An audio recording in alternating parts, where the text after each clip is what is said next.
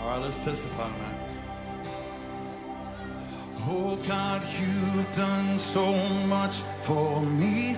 I'm grateful and overwhelmed here at your feet. And I could stay here forever, Lord, but you call me to something more.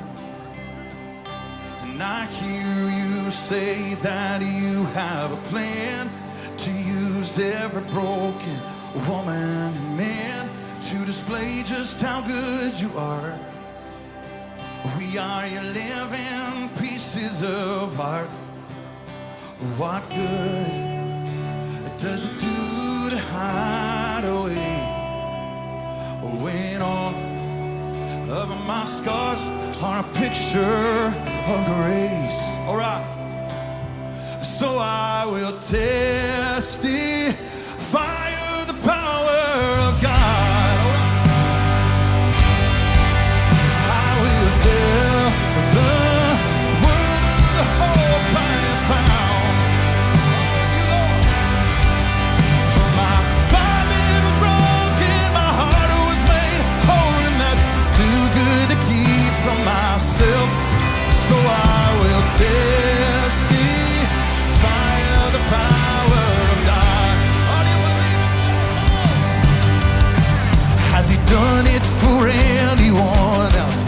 I said, has he done it for anyone else? Cause the God that I serve is always at work. Has he done it for anyone else? So come on and testify of the power of God. Come on and tell the world of the hope we have found. For our body was broken, our hearts were made whole, and that's too good to keep to yourself. Come on and testify of the power of God. This is my story, this is my song, praising my Savior all the day long. I'm gonna testify. Somebody testify your voice. This is my.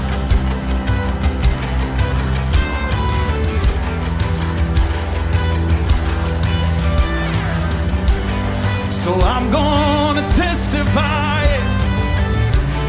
Somebody testify. Come on, take it out.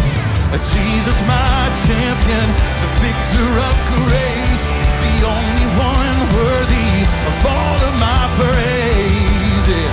So come on and testify. Oh, somebody lift him high. Come on, testify of the power of God. I will tell the world of the hope I have found. Oh, for my body was broken, my heart was made whole, and that's too good to keep to myself. So I will testify of the power of God. Sing that. Oh, my body was broken, my heart was made whole, and that's too good to keep to myself. So I will testify of the power of God. Oh, let's do that right now, Murfreesboro.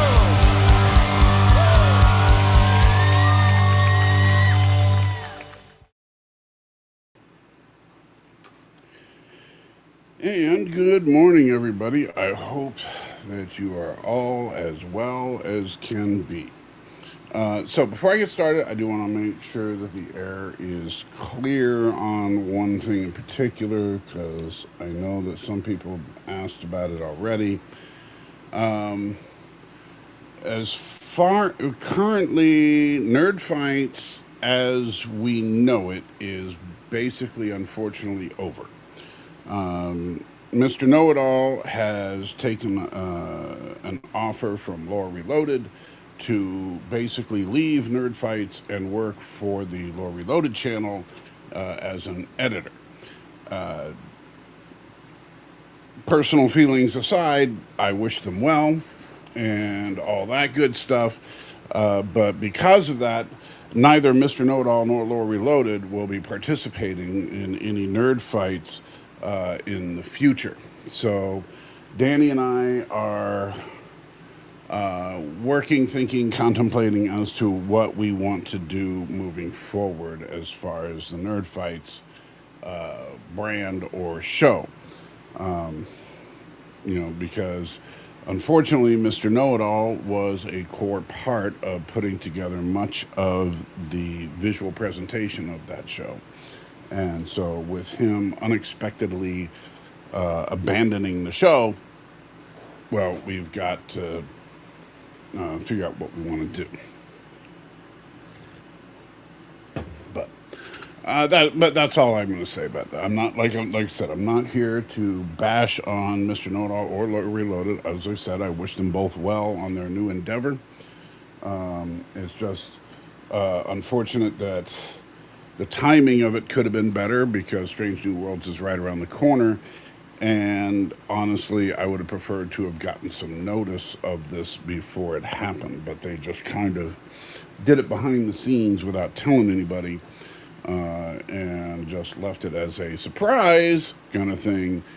So I found out just a couple of days before we were supposed to premiere the new season of the show, which I thought that Mr. Know-It-All was getting some material together for, but it turns out he wasn't. So we're kind of stuck there.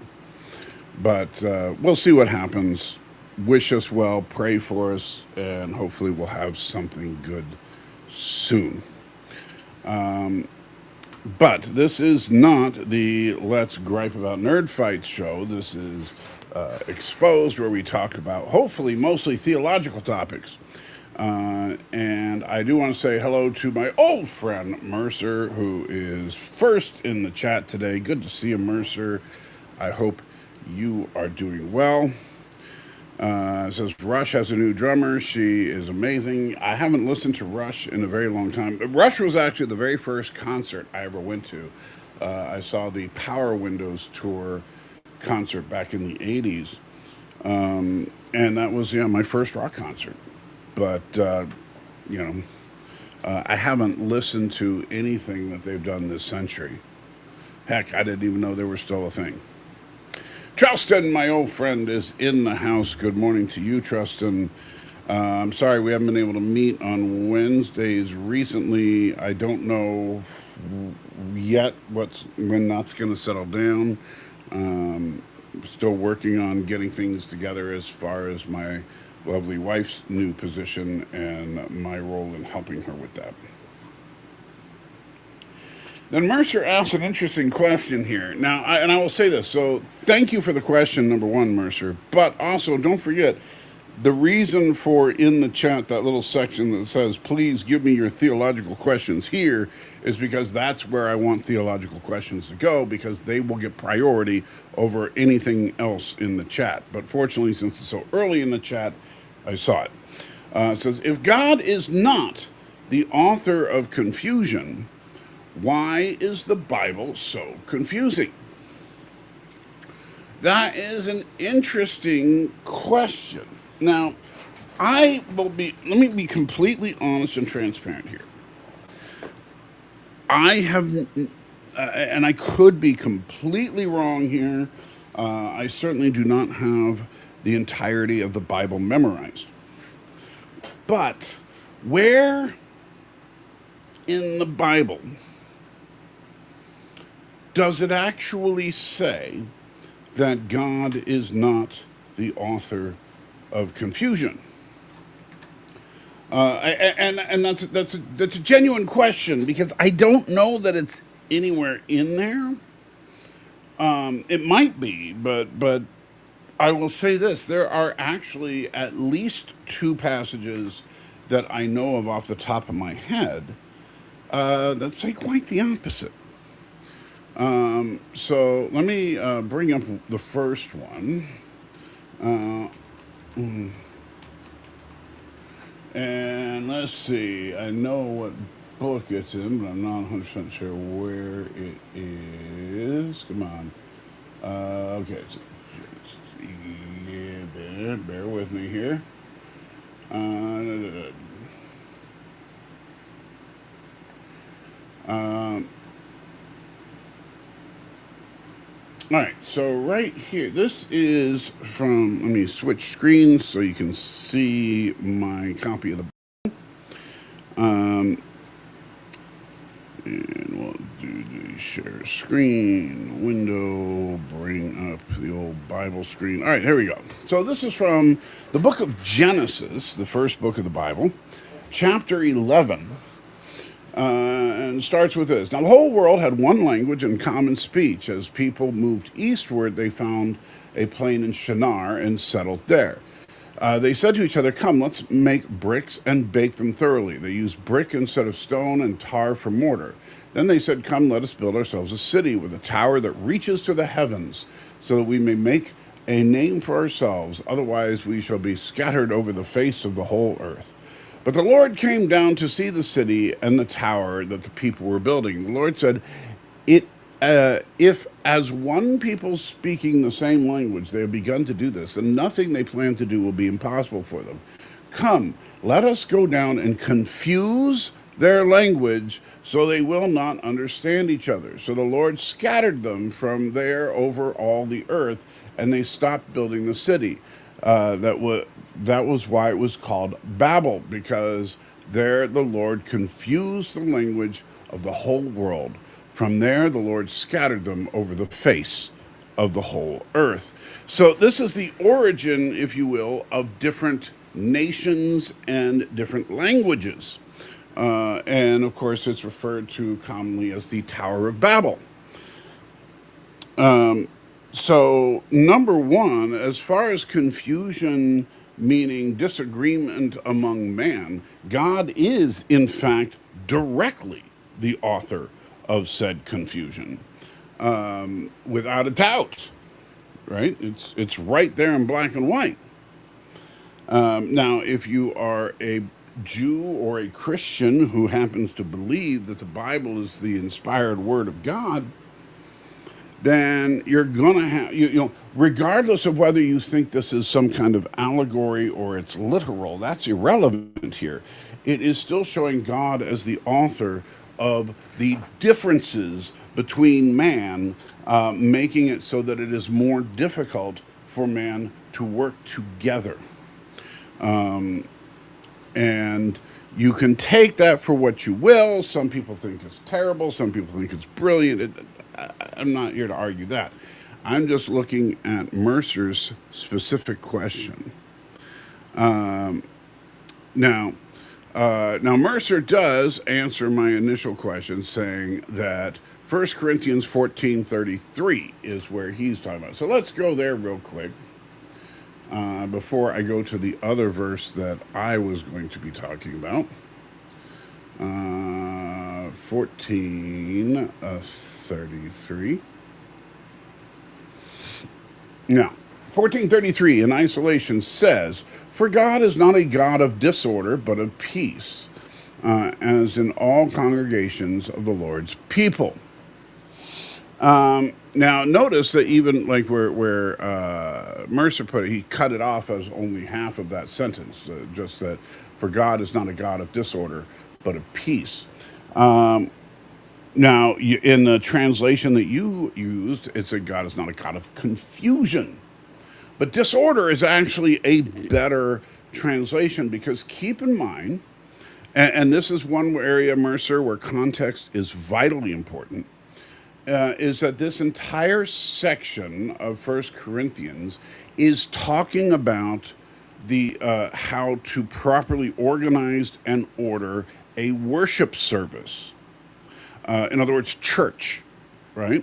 And he's sitting there saying that your church meetings, your worship services should not be chaotic, because God prefers an orderly service, right? And so this is not talking about in general, that there is no confusion in the world because of God. This is talking about that God wants an orderly worship service as far as your church. He doesn't want people just shouting out random things and the church service having no set order of service. And this whole chapter deals with that. It's not just that one sentence. There's a lot of stuff about that in this chapter that we're not going to need to get into, but he talks about like people speaking in tongues and having an interpreter if somebody speaks in tongues and all these different things, and that you have to have an orderly service. Otherwise, you have nothing but chaos, and God doesn't want that. Now, there was actually another particular verse that I wanted to mention, though, in answering your question. This is, all right. Let me see if I can find the right one. Yes, I believe that's it. Let me double check. So we're going to go to the Gospel of Mark this time. Let's see. Yeah, so right here, this is, now Jesus, as you probably know, Jesus was very well known for telling parables. Parables are allegorical stories that he would use to make some kind of theological point, usually talking about the nature of God's judgment or the nature of the kingdom of heaven. Many of his parables start with, the kingdom of heaven is like this. And then he says, imagine, a sower in a field or something, whatever he's talking about. So let's look at the beginning of Mark 4. He starts off chapter 4 in the first few verses of talking about a farmer sowing his seed and scattering among the soil and the different types of soil, right? And so this is all a parable to explain the different types of people that when Jesus gives the good news, how people receive that good news, right? If I tell you something, how willing are you to listen to me, and how well does that sink in? And so listen to the parable here. Again, Jesus began to teach by the lake. The crowd that gathered around him was so large that he got into a boat and sat out on the lake, while all the people were along the shore at the water's edge. He taught them many things by parables, and in this teaching said, listen, a farmer went out to sow his seed. As he was scattering seed, some fell along a path, and the birds came and ate it up.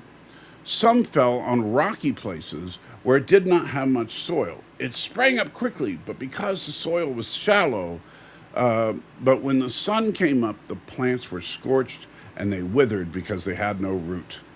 Other seed fell among thorns, which grew up and choked the plants so that they did not bear grain. Still other seed fell on good soil that came up, grew, and produced a crop, some multiplying 30, some 60, some 100 times. Then Jesus said, whoever has ears to hear, let him hear. Something that Jesus says quite a bit, actually. When he was alone, this is after Jesus was done teaching his parables for that day. When he was alone, the 12 and the others around him, that's the basically the close followers of Christ, which was more than just the 12 apostles. The 12 apostles are just the main guys that we know about that founded the church. But anyway, the 12 and the others around him asked him about the parables. He told them, the secret of the kingdom of God has been given to you, but to those on the outside, everything is said in parables, so that they may be ever seeing, but not perceiving, never perceiving. They may be ever hearing, but never understanding. Otherwise, they might turn and be forgiven. In other words, some people don't like this. I'm not going to lie. I understand it can be a hard pill to swallow, but this is what Jesus is saying. Close-minded people are going to hear these parables and they're not going to make any sense, right? Closed-minded people are going to read the Bible and say it makes no sense. You hear it all the time from atheists saying, oh, well, why does God have to sacrifice himself to himself in order to forgive people? He could just forgive people, right? Stuff like that. So what Jesus is basically talking about is that some people will hear the good news of the Bible and say, this makes no sense whatsoever. Other people who, as Jesus says, have ears to hear, have eyes to see. In other words, people who have open minds and open hearts and listen to it and take it in. They listen and they understand, and it can be transformative and change the way that they perceive everything. But if you're not willing to listen to the truth of the spiritual truth behind some of these things that Jesus is saying, it's not going to make any sense. It doesn't, a lot of what the Bible states makes zero sense if you're an atheist. And I grant that. And so it's, just something that they're not going to get. So, and that is intentional, that God says, hey, this message is for people who want that message. This message is not for people who already are rejecting it. Right? So someone like Richard Dawkins will hear some passage from the Bible and just say, oh, please, how silly. Whereas somebody like John Lennox might hear the same passage and say, what a beautiful truth about the love of God and his relationship with humanity. And so, does God author confusion in that sense? Absolutely. But it's confusion with a purpose. It's a confusion, as Jesus has said many times in various allegories, to separate the wheat from the chaff, to separate the goats from the sheep, to be able to determine who is among those that will be saved and who is not. So, unless it can be a tough pill to swallow, but that's the honest truth about it. So I hope that answers your question, Mercer. I truly do. But remember, any other theological questions, I ask you, please put them in the theological questions section so that I can properly prioritize them. I do appreciate that. Multi-gunman, have not talked to you in forever, it seems like. Says, hi, how's it going? I'm still alive, so it's certainly better than the alternative. If you heard the beginning of the show, you might hear I'm a little frustrated because of the nerd fight situation, but we'll figure something out. But other than that, I am doing as good as I possibly can at the moment.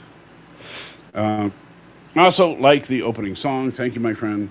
Says they moved to Kuroga. If you're talking about Mr. Know-It-All and Lore, yes, I do believe you are right. I think that they have moved and have taken over Kuroga. So it looks like the good people of Turkestan may have to rise once again and liberate the people of Kuroga. Mercer said, that's the exact verse you were looking for, Corinthians 14:33. It says God is not God of confusion, but of peace. And again, you are in out of context, that seems to support what you're talking about. But in context, you understand, I hope, that is talking specifically about worship services. If you think that I'm not answering it correctly, Mercer, please tell me, because I want to know. My goal here is to answer questions as biblically as possible and as honestly as possible. And sometimes that means saying things that other Christians won't say, because I'm going to be completely honest about this. And there are some things in the Bible that may not appear pleasant, but truth is truth regardless of whether you like it. As Richard Dawkins likes to say, Just because something is unpleasant doesn't change whether or not it is true. Godson in the house says, "Good to see you again, Michael." Thank you, Godson. It's good to be here. Despite all the craziness as of late, I'll be honest, it has been a little crazy around here, around Casa de Salt, or Casa de Sodium. I don't know. But the, the truth is that I am,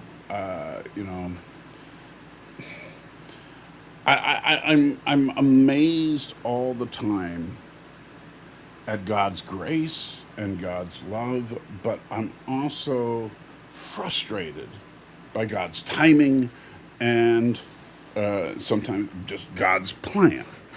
It's one of those things where people like to say, "Well, God has a plan." He certainly does, and sometimes that plan is that your life is going to suck, and I'm not a big fan of that, but it is true. And the problem is, it's one of those truths that most Christians are unwilling to say. And right now, there are parts of my life that I ain't gonna lie suck. I have worked 7 days a week, doing the driving and stuff, 7 days a week for, gosh, a couple of months now. And it's exhausting. It's absolutely exhausting, but it's necessary. Now, I'm happy to say that we're getting closer to our goals of getting some of these debts paid off so I can get to school and all that good stuff. But at the same time, it's exhausting, and I wish it was unnecessary. I wish God would just give me a winning lottery ticket and call it a day, but that's not his plan. I wish I didn't have to deal with the MS, but I do. If wishes were fishes or whatever the expression goes, but I find those things frustrating, but through it all, I do see God's love and God's grace, and sometimes God just shaping me and in order to prepare me for whatever He's got coming. Which whatever that is, I don't know yet, but we'll see.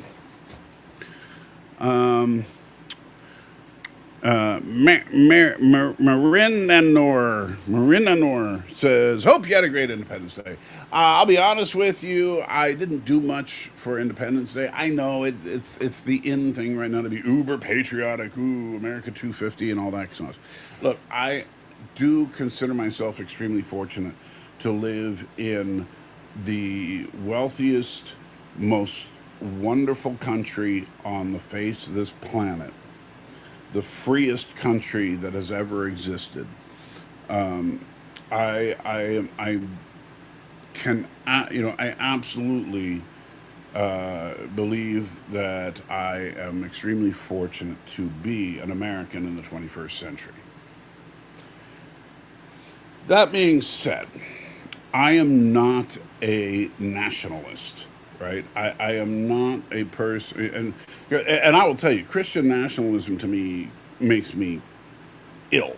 I don't like it because Christianity is not American, all right? And so, Jesus was not wearing an American flag.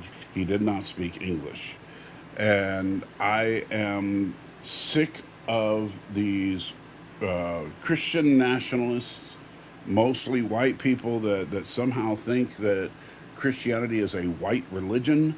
None of the founders of Christianity were, in fact, white, but some of the founders of Christianity were black. But that's something that people don't want to think about. Instead, I just, I'm thankful that I'm an American. I appreciate many of the things that this country strives to be. I think that if you look at the fundamental goals of what this country wants to be, a country where all men are truly created equal, I love the idea. It's an idea that hasn't quite been achieved despite the fact that some people believe it has been. And in some areas, you may feel like we're there, but in other areas, we're clearly not there. And so let's not just pretend that all bad things are the direct responsibility of the person that bad things happen to. Maybe we're supposed to be helping each other instead of condemning each other. So we'll see. And the other funny thing is that everybody's making a big deal like, ooh, 250 years. I remember the 200th birthday of this country back in 1976. And, if I live to be 110, I'll see the 300th birthday of, but, well, that's not likely. But the fact is that 250 years is not a long time for a country to be around. Most of the established nations of this world are far older than the United States. So, take that for what it is. Let's see. Are they better than Krispy Kreme? To Godson, but Godson just said, glad to see you again. I have no idea why Street Preacher said that, but if you're talking about donuts, Donut Country is far better than Krispy Kreme. Just to make that clear. Let's see. Godson says, yeah, they're good. They're good, Stan. They're not Canadian Dew.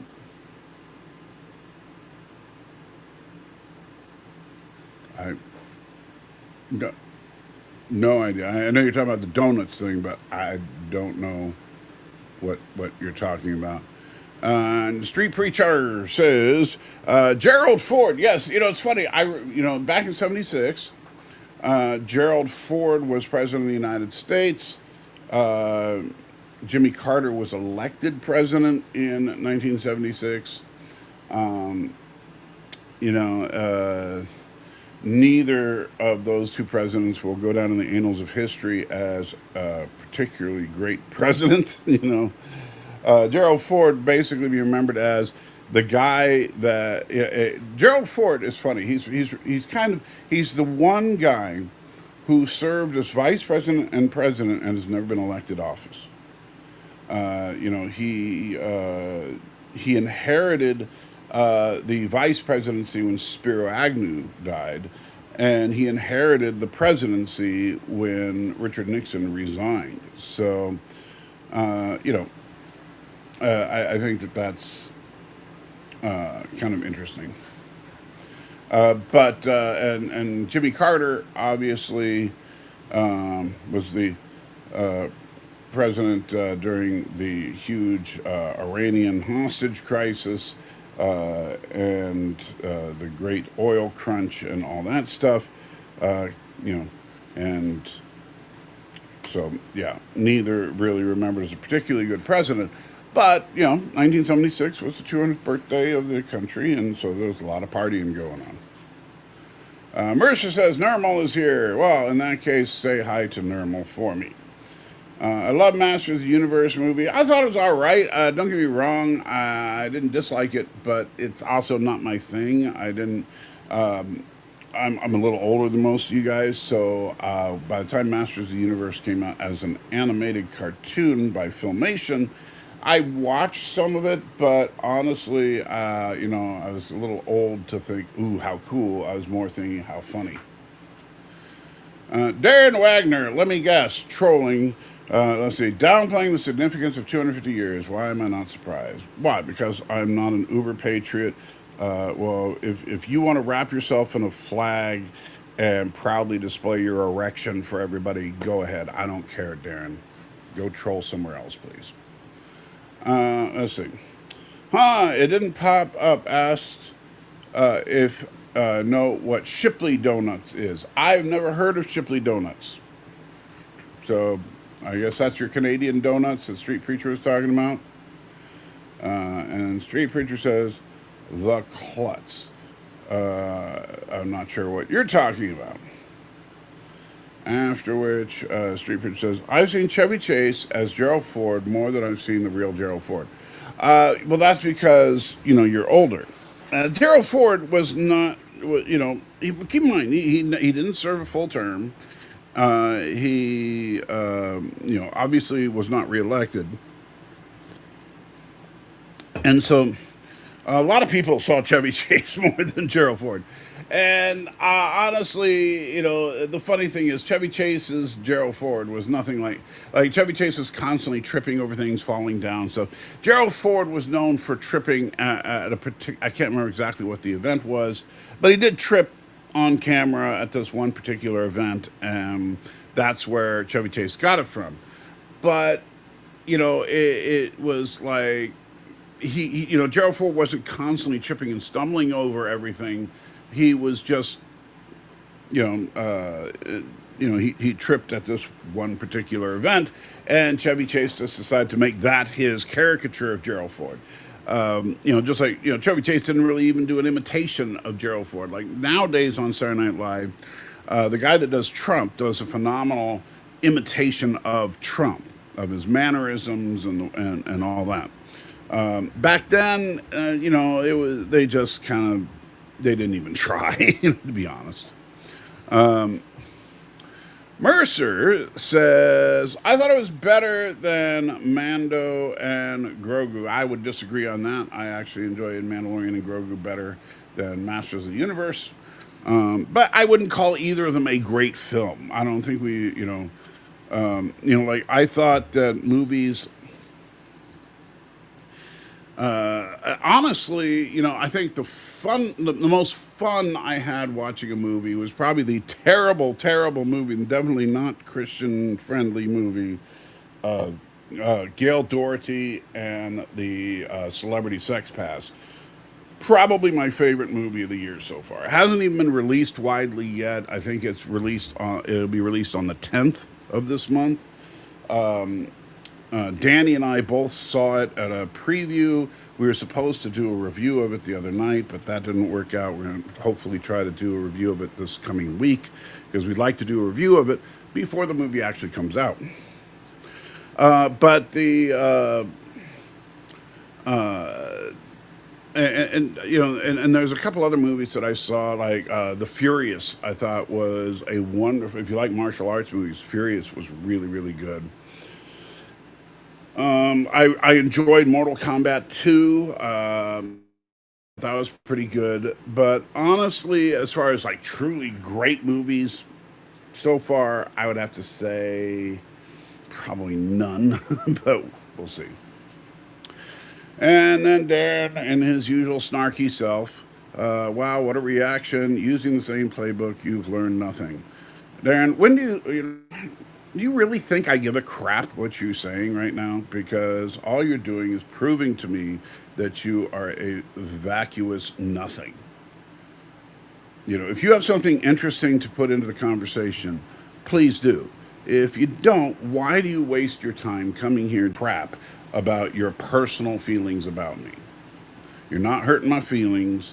You're just showing me that you fluffy as can be, and that is really the best way to have one. Now, if you have a Krispy Kreme that is right out of the fryer, I will say it's really hard to beat that. But you could say the same thing about any donut. The problem is that most places don't serve them right out of the fryer, and that's where Krispy Kreme has one leg up on their competition. However, that's only if you're getting their plain donuts.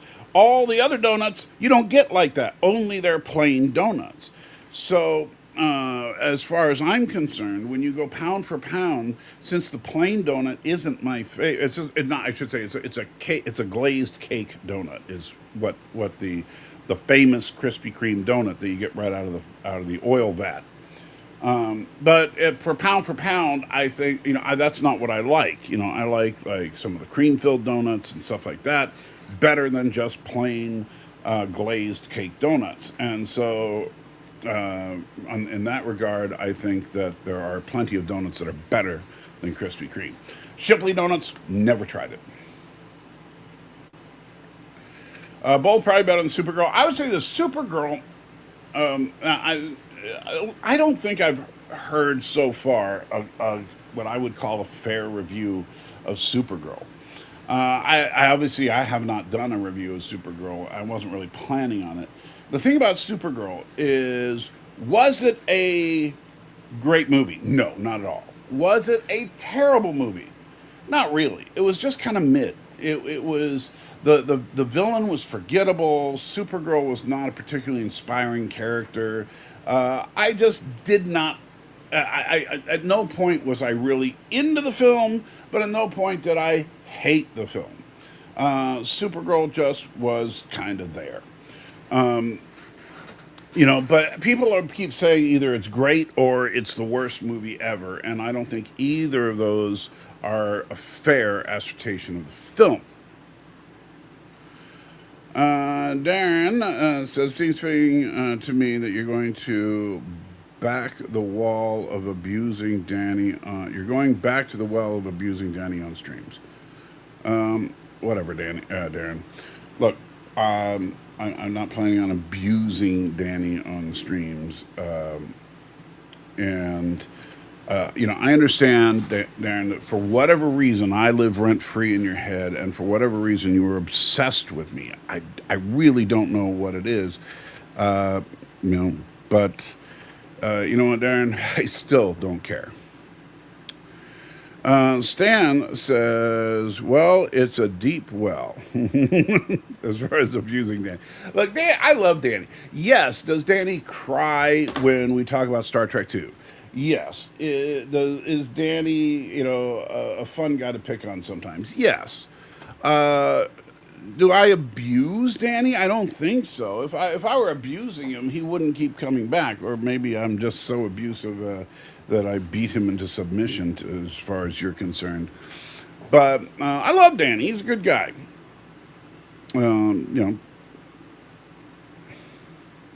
Whatever. Robert says, just like from several churches here, I haven't heard anything good about the new Supergirl movie. Yeah, like I said, it's not a great movie. It's not a terrible movie. Street Preacher says, Crullers. Okay, well, you can have those. Supergirl's just boring. Yeah, boring is a little strong of a term, but yeah, it was not, I would just say it was not inspiring like a superhero should be. And not offensive, just blah. That's a little bit better assessment, I think. You abuse Danny worse than you abuse Bird. Well, you know what? Whatever. Darren, have you got anything productive to say? Or are you just going to keep spouting your nonsense? Because if you keep spouting your nonsense, I'm just going to stop reading your comments. If you have something you want to add to the conversation, by all means do so. If you don't, go F yourself. When is Nerd Fights going to return? Well, obviously you didn't catch the beginning of this live stream. Nerd Fights is having a problem, which is that Lore Reloaded has now paid Mr. Know-It-All to leave Nerd Fights and to be Lore's personal editor. And so now that means that Nerd Fights is without a producer. And so, it's up to me to try to put together stuff for the opening and stuff like and all that good stuff that Mr. Know-It-All was doing for the show. And I don't have a lot of time to do stuff like that. I've been driving for Uber and Amazon 7 days a week for the last couple of months to pay bills. And so it's going to be very, very difficult to get Nerd Fights back on track. Plus the fact that we are down 2 of our 4 co-hosts. So it'll obviously probably just be me and Danny again for the time being, and maybe that's just the way it's meant to be.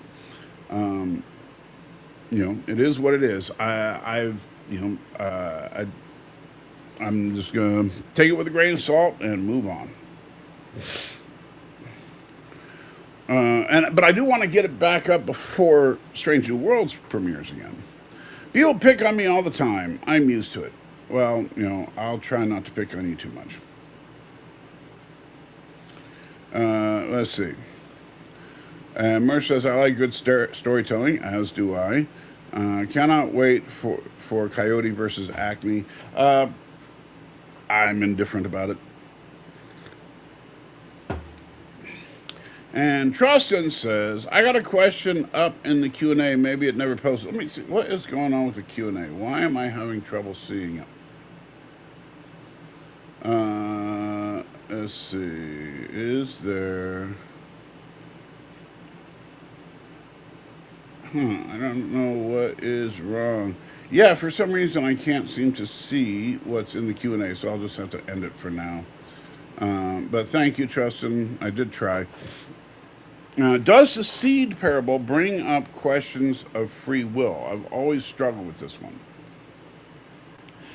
Does it bring you know what? I don't understand why people struggle so much with free will, to be honest with you, Tristan. I know that there are people out there, particularly the Calvinists, that try to teach that there is, in fact, no free will. And I don't think that that's what Scripture teaches us. Can God effectively change your mind for you? The answer to that is clearly yes. If God has something that He wants you to do and you won't do it, He can force you into it. You can look at things like the story of Pharaoh in Exodus to know that that is true. But most of the time, He doesn't. Why? Because, and this is where I think some of the theological confusion comes into place. The Calvinists, their argument is that if God is sovereign over the universe, which the Bible makes plain and clear that God is indeed sovereign over the universe.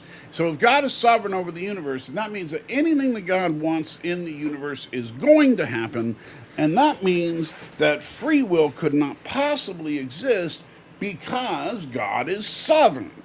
And that's kind of where it starts, right? Is all about God's sovereignty. But I think that it's also extremely plain that a very, very cursory examination of Genesis shows what the boundaries of free will actually is. And so let me go to Genesis so that we can examine that real quick. So let me switch screens once again, and we'll go to Genesis chapter 1. Oh, what is it not? Why is it not on the screen? That's weird. Share screen, window, blah, bitty.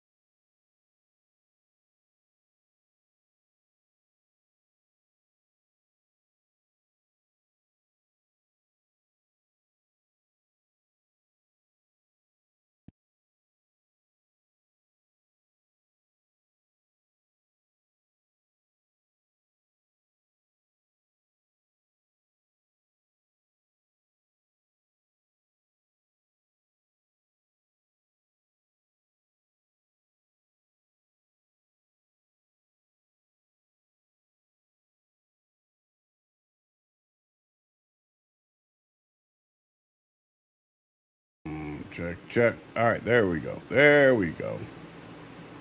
All right, you should be able to hear me again. Thank you for pointing that out. Let me see if you guys. Somebody yell in the chat real quick if you can hear me again. It shows that the audio is working again on my side. All right, five. Yeah, it's 5x5 for some reason. I don't know. Never. I don't know. I don't know that phrase because I'm not a radio man. Anyway, so back to where we were. I don't know where it cut off exactly, but we're in Genesis chapter 1, towards the end of the creation, and it's at the end of the creation week. God had created all of the earth, the land, the seas, skies, stars, everything, and finally, he is going to create man, right? And said, then God said, this is chapter 1 of Genesis, starting verse 26. Then God said, let us make mankind in our image, in our likeness, so that they may rule over the fish and the birds in the sky, over the livestock, and over all the wild animals, and over all the creatures that move along the ground. So God created mankind in his own image. In the image of God, he created them. Male and female, he created them. God blessed them and said to them, be fruitful and increase in number, fill the earth and subdue it, rule over the fish in the sea and the birds in the sky and over every living creature that moves on the ground. Then God said, I give you every seed-bearing plant, blah, blah, blah, right? So and this is kind of part of the point of Genesis, is that, yes, God is sovereign over the universe. And God gave earth to us. So while God is sovereign over the universe, man is sovereign over earth. Which is kind of one of the interesting questions that in Disclosure Day that I would have liked to have seen explored further in that movie, is the idea that, well, if the Bible specifically just gives man dominion over the earth, while God still has dominion over the universe, then who's to say there aren't other living sentient beings that God has given dominion over other worlds? And so, which I think is actually a very interesting idea, but one that people, unfortunately, Disclosure Day just hints at it, but I would like to see that idea delved into a bit deeper. Is the USA really 250 or 249 years old since the calendar we use is a year off? If the country was founded in 1776, and this is 2026, I guess it would depend on how you choose to count, whether you think that from 1776 to 1777 was year 0 or year 1. Most people think of that, I guess, as year 1. But you're right. I think that technically speaking, this is really 249. But here's the deal. Like, when we look at 1976, or even 2026, you're right that like, we would say that it was America's 249th birthday, because your first birthday comes a year after your birth. But July 4th, 2026 is the 250th anniversary of 1776. Well, no, let's see. Actually, I think it works either way. My brain is not quite firing on all cylinders today, but I'm trying to think. So if 1777 was year 1, 1778 year 2, 1779 year 3, 1780 was year 4, 81 year 5, 82 year 6, 83 year 7, 84 year 8, 85 year 9, so 86 year 10. So yeah, on the 6th, it is the 10th anniversary and the 10th birthday. So yeah, it works either way. Man, you're confusing me, Robert. Of course, that's easy to do. I'm an old man. Not very nice. Oh, the dastardly lore and Mr. Know-It-All concerning behind your back, sabotage nerd fights, LOL. Yeah, you can laugh all you want, Darren. I don't care. Tell you what, Darren, here's a great idea. Why don't you unsubscribe from me, subscribe to Lore, and give him your undying affection since, I'm sure you think that what they did is awesome. I do have mixed feelings about celebrating the 4th of July. Our government had committed many evils, how they treated Native Americans, slavery, just to name a couple. Well, but here's the thing. No people is without terrible things because human nature is to sin. People are inherent. It's so funny because people say, "Oh, you have to teach a child to be bad." No, you have to teach a child to be good. Being bad, kids do very naturally, and I don't know where people get this whole idea that you have to teach evil but people are inherently good. That is demonstrably false. Human nature is to sin. Humans are naturally, if left to their own devices, they tend to be narcissistic, selfish, and will do anything they want to get ahead. So I think that to suggest that any country should be without sin happen. Now, as far as celebrating the birthday of the country, I don't feel any stronger about it than celebrating your own personal birthday, right? So there are people that don't celebrate their own birthday. There are cultures where celebrating your birthday just isn't a thing. And that's fine, If you want to celebrate your birthday, great, have a party, knock yourself out. Even though, people say happy birthday to me every, April 20th, at the same time, to me, it's just okay. I haven't died this orbit around the sun. You know, that's all it really means. The United States has managed to be around for 250 orbits. So congratulations, United States. But I'm still happy to be here. All right, so that's when the audio stuff was happening. Miss Ewing with you all morning. Jared says she's better like this because Darren's a dick. Let's see. The special question. Yeah, the special question is gone because it wasn't working earlier. So, I'll try to bring it back. Let me see. Start Q&A. Put your questions here and start. All right, so we'll see if it works this time. And yes, audio is back. Would Salty ever work for Lore? No, not after what happened. No, I think that I wish Lore and Mr. Know-It-All well, but I could not work for someone who I know would do what they did. And so, no, I would not work for Lore, even if he offered me money right now. Because, what he did, it was shocking to me, and it was damaging to me, and it was something that hurt personally. Not gonna lie, but and I just while I know that I've hurt people's feelings, and that's never my intent, but I but I don't do things. At least I try not to do things in such an underhanded way as to intentionally harm people. So I would never do that, and so no, I wouldn't do it. Join the Lore Reloaded Nerd Network. We definitely would not. Robert says, I watched a video on here a few days ago about Marvel and pagan gods. I found out El is the name of a pagan god. What is Superman's Kryptonian name Kal-El, after all?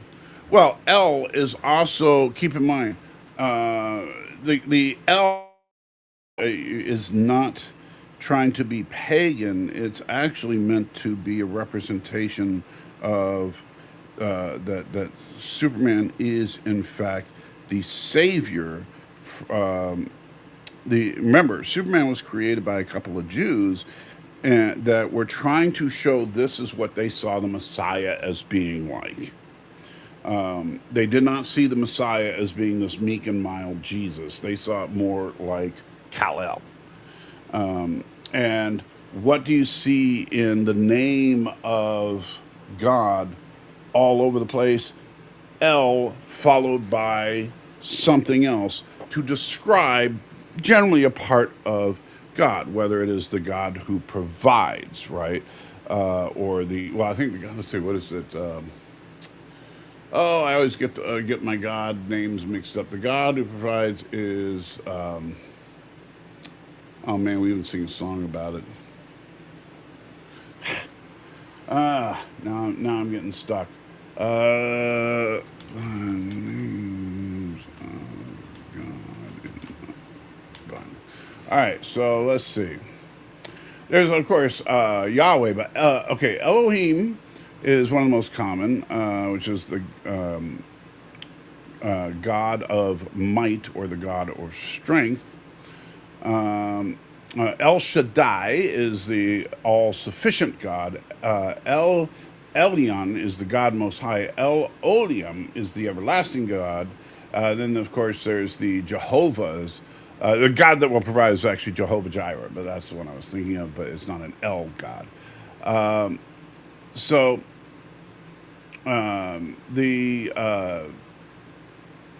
the El prefix is a common name for the Judeo-Christian God.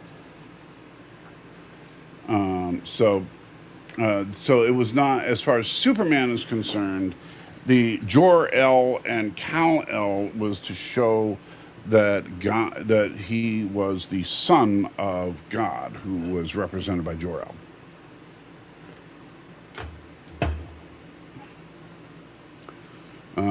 And oh no, I don't look. I'm not trying to say bad things about Lord. Don't worry about it. Just know that Mr. Know-It-All is now part of the Lord Reloaded channel, and not part of Nerd Fights, which is why Nerd Fights is kind of going to be struggling right now.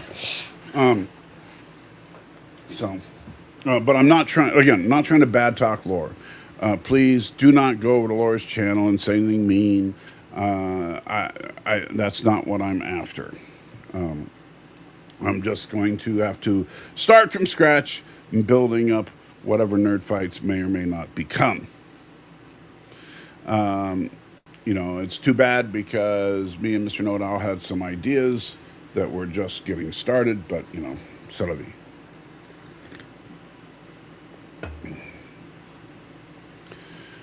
Guess he lured Mr. Know-It-All over to the dark side. Yeah, that's all. And that's fine. Again, here's the thing. Lore did, he's paying Mr. Know-It-All to be his editor. And, I have to admit, if I was helping out somebody with a YouTube channel and another YouTube channel is saying, hey, I'll pay you to do the same thing for me, it makes sense to go to where they're paying you, right? So I'm not saying that Mr. Know-It-All made the wrong decision for him. The only part of it that I had a problem with, honestly, is that they weren't open and transparent with me while they were doing this. They were actually actively working on this, and they got their first video out and published before, and they never even told me. I had to confront them saying, hey, what's going on? So that's the part that I had a problem with, not the actual thing that happened. Thanks for coming out about Mr. Know-It-All. Watch a couple of Lore Reloaded videos, and Mr. Know-It-All is talking all through it. Yeah, Mr. Know-It-All is now an official part of the Lore Reloaded channel. And again, if if you're being paid to be a part of a YouTube channel, do it. That makes perfect sense. But the only ethical thing about it is that if you are working for free for somebody and then somebody else offers you money to do the same kind of work, which is, again, perfectly okay, you should at least tell the person that you're working for free that, hey, I'm not going to be doing that anymore. I mean, just that. If you just said, hey, I got other things I got to do, don't have time, can't do it for you anymore. No hard feelings, bro. But unfortunately, that's not what happened. But again, I don't want to spend all this time talking about what happened there. It's water under the bridge. As far as I'm concerned, all ties are cut, and it is what it is. I hope they do fantastically well. I hope Laura gets 1 million subscribers, and Mr. Know-It-All and Laura become fantastically wealthy and famous for doing it. And I can say that with all honesty. I do. I wish them well, but I was angry about what happened, but I've forgiven them. I just will not do business with them again, because it's one thing to forgive, which I do. It's another thing to offer them trust, which I do not. Mr. Know-It-All getting passed around. Danny introduced him to Salty, then Salty introduced him to Laura. Yeah, it's kind of funny the way it works sometimes. Very Christian of you. Hey, I'm not saying that what I'm doing is perfect. I'm doing the best I can. Because it is tough. I mean, I'll tell you, we're talking about forgiveness for a second. It can be tough to forgive someone who has, and this, in fact, this is a great example of it. Because Jesus talks about when someone sins against you. And a lot of people, when they think of sin, they usually think of violating one of the 10 Commandments or something like that. And so they're like, well, what do you mean if someone sins against you? Because obviously, you're not God, so it's not them putting another God before you or something like that. It has nothing to do with your parents, honoring your mother and your father. It's not about what the 10 Commandments are. But in this particular case, so you've made an agreement with somebody that you're going to do X, Y, and Z. And then you break that agreement, right? Without just cause. That would be sinning against that person. Now, if someone does that to you, I'm sure you can understand, especially if it was a friend. It would hurt. You would feel betrayed. You would feel a sense that person's trust, your trust with that person has been broken and all that. And so it completely shatters your perception of that person. And it can be extremely difficult for you to not hold animosity towards that person. And I will tell you, that is a real struggle for me right now when it comes to Mr. Know-It-All and Lore. And that, but and so forgiveness is to say, okay, Mr. Know-It-All, okay, Lore, and I told both of them that I forgive them for what happened, and despite the fact that they didn't ask for forgiveness, despite the fact that they probably don't think they did anything wrong, whatever, that's on them. But I told both of them that I forgive them. That just means I will never hold this above them as when they say, hey, remember that time that you did? I'm not going to do that, right? But am I going to do business with them?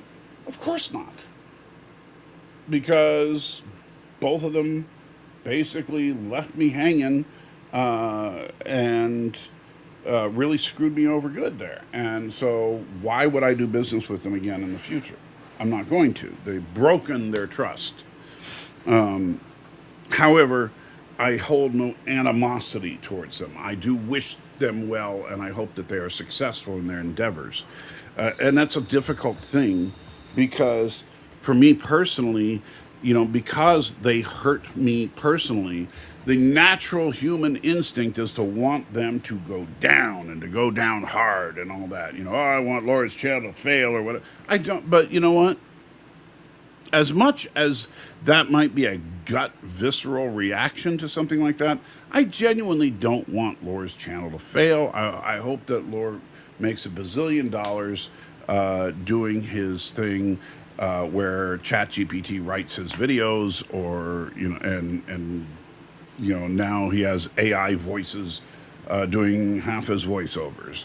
That's fine. I hope he's incredibly successful with it. Am I going to do that? No, that's not my style.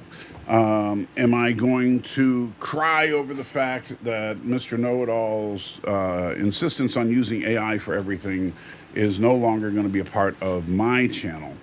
No. Because honestly, I think Mr. Know-It-All's a little too reliant on AI. But, that's not, it's not a sin to use AI per se. It's just not something that I particularly care for. I'm going to try to do as little AI as possible. I still, I like the AI music thing, but I'm probably not going to use that either, because I think I'm going to make a point to have an AI-free channel at this point, because so many channels are reliant on AI. It's sickening to me. But anyway, let's move on, shall we? All right, so in the, and I see, it was reminding, I asked you a question in the Q&A. I see it there. So since a lot of science began as magic, what would the Bible have to say about that, since magic is a sin? Okay. I think that I would need something more specific. Can you tell me, like, when you say a lot of science began as magic, science, like the scientific method, was never considered magic. If you're talking about sorcery as mentioned in the Bible, I think this is one of those things that I don't know if I would call it a mistranslation or anything like that, as much as a misunderstanding. And that is that when you look at the Greek word that is commonly used for sorcery in the New Testament, you'll find the word, I believe it's pharmakia or something like that, and it's where we get it's the root word for pharmacy or pharmaceutical. And the idea is that, potions, if you will, and which is where, why they use that particular word. So somebody who is putting together magical potions, like love potions or curse potions or whatever, that this is obviously something that you should not do, and the Bible specifically forbids consulting with sorcerers and wizards and witches and all that.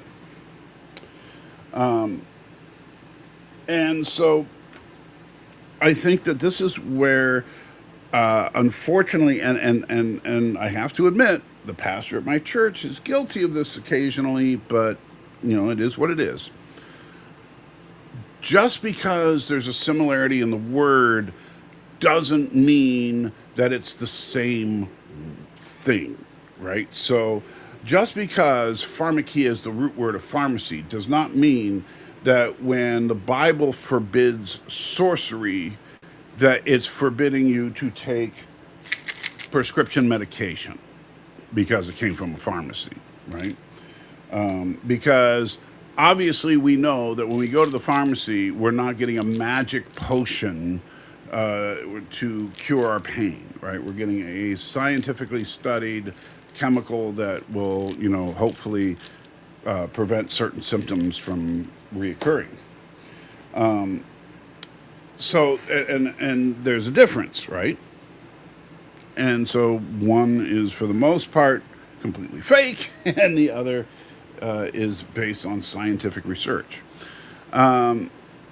So I don't think it's the same thing. And tell me if you think I'm copping out. You let me know. You can put it in the Q&A chat so that I see it. But I genuinely think that that's the problem there. It's not the same thing. Let's see. Robert says, just another YouTube channel that took an idea of yours, left you high and dry, such as Jeopardy. Might as well call it Jet Trek, with a few questions about other sci-fi franchises. Look, when same thing. You're right that it's very similar, and that when Professor Brainy Specs, who was working behind the scenes with my former partner on Jet Nerdy, again, without my knowledge, and then they put together a different version of Jet Nerdy and put it on their channel, and then they just stopped participating on mine without bothering to tell me. Yeah, that was the exact same thing, and it did in fact hurt. But I no longer hold a grudge against Professor Brainy Specs, I'm sorry, I know I can't remember his name. Guy with the big beard, Orthodox Christian. I can't remember what his name is though. They is driving me crazy. But the two of them, I wish them well. I truly do. I don't know if they're still doing the Jeopardy thing. People, a couple of times have invited me to go over to the Jeopardy show, and I will not go there because it would hurt too. It's not because I have a grudge against them as much as it would hurt too much for me to participate in the show that was born by betraying me. So it would just be too difficult for me to do it, and that's just a human failing of mine. And I see that Darren has fortunately abandoned us. I'm glad to see that. Is it a sin to break a contract, or is that just business? I would say it is a sin to break a contract because you are going against your own word.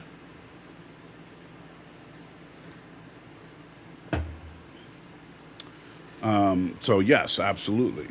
A formal agreement was made between two people, and then you decide. So yes, it is absolutely a sin to break a contract. Miss Moneypenny in the house says, Money and Michael only home from church. I assume you mean you're on your way home from church.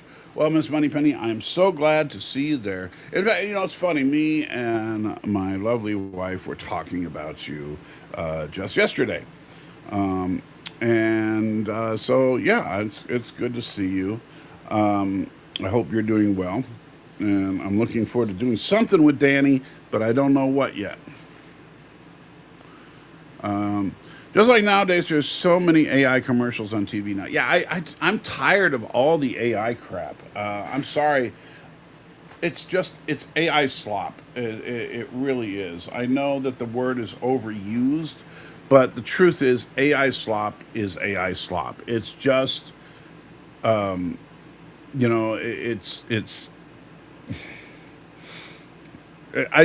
lazy. It really, that's,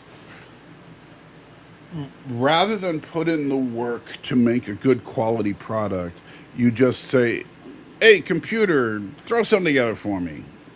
Because you don't want to go. It's kind of funny, but yeah, it's kind of it's like my problem with some of the writing on Star Trek: The Next Generation.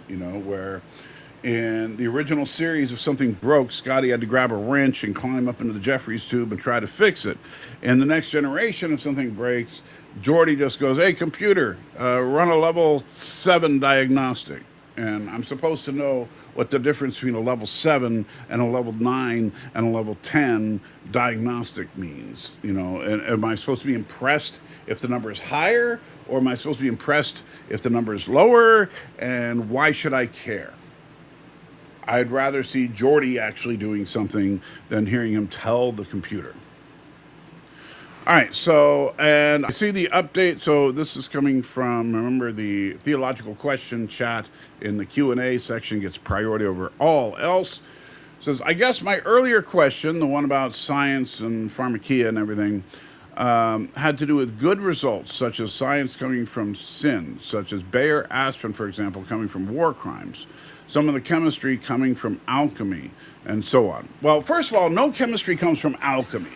Alchemy is a pseudoscience that is completely does not work. The idea of alchemy is to try to change one element into another. Now, interestingly enough, there's still some thought about that. Like if you, because nuclear fusion is actually a form of alchemy. Because, if you take two hydrogen atoms and you fuse them together and you create a helium atom, that is alchemy, right? That's changing the basic molecular structure of something to where you could change hydrogen into helium. And of course, the original idea of alchemy was to do things like turn lead into gold to make it more valuable. But that kind, by doing that through magical potions and stuff, not ever going to happen. But nuclear fusion is entirely possible. So only in the sense of nuclear fusion is alchemy really a possibility. But so when you talk about things like Bayer aspirin or any product where, let's say, there was bad things happened while researching the product.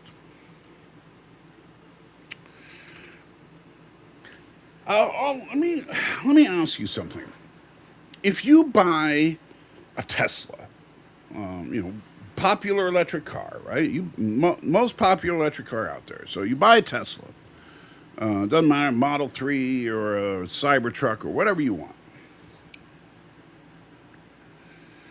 Does that necessarily mean that you agree with everything that Elon Musk has said and done?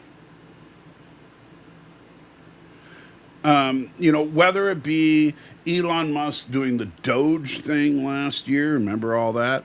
Or Elon Musk being the liberal environmentalist that he was a few years back, right? Depending on who he's pitching to.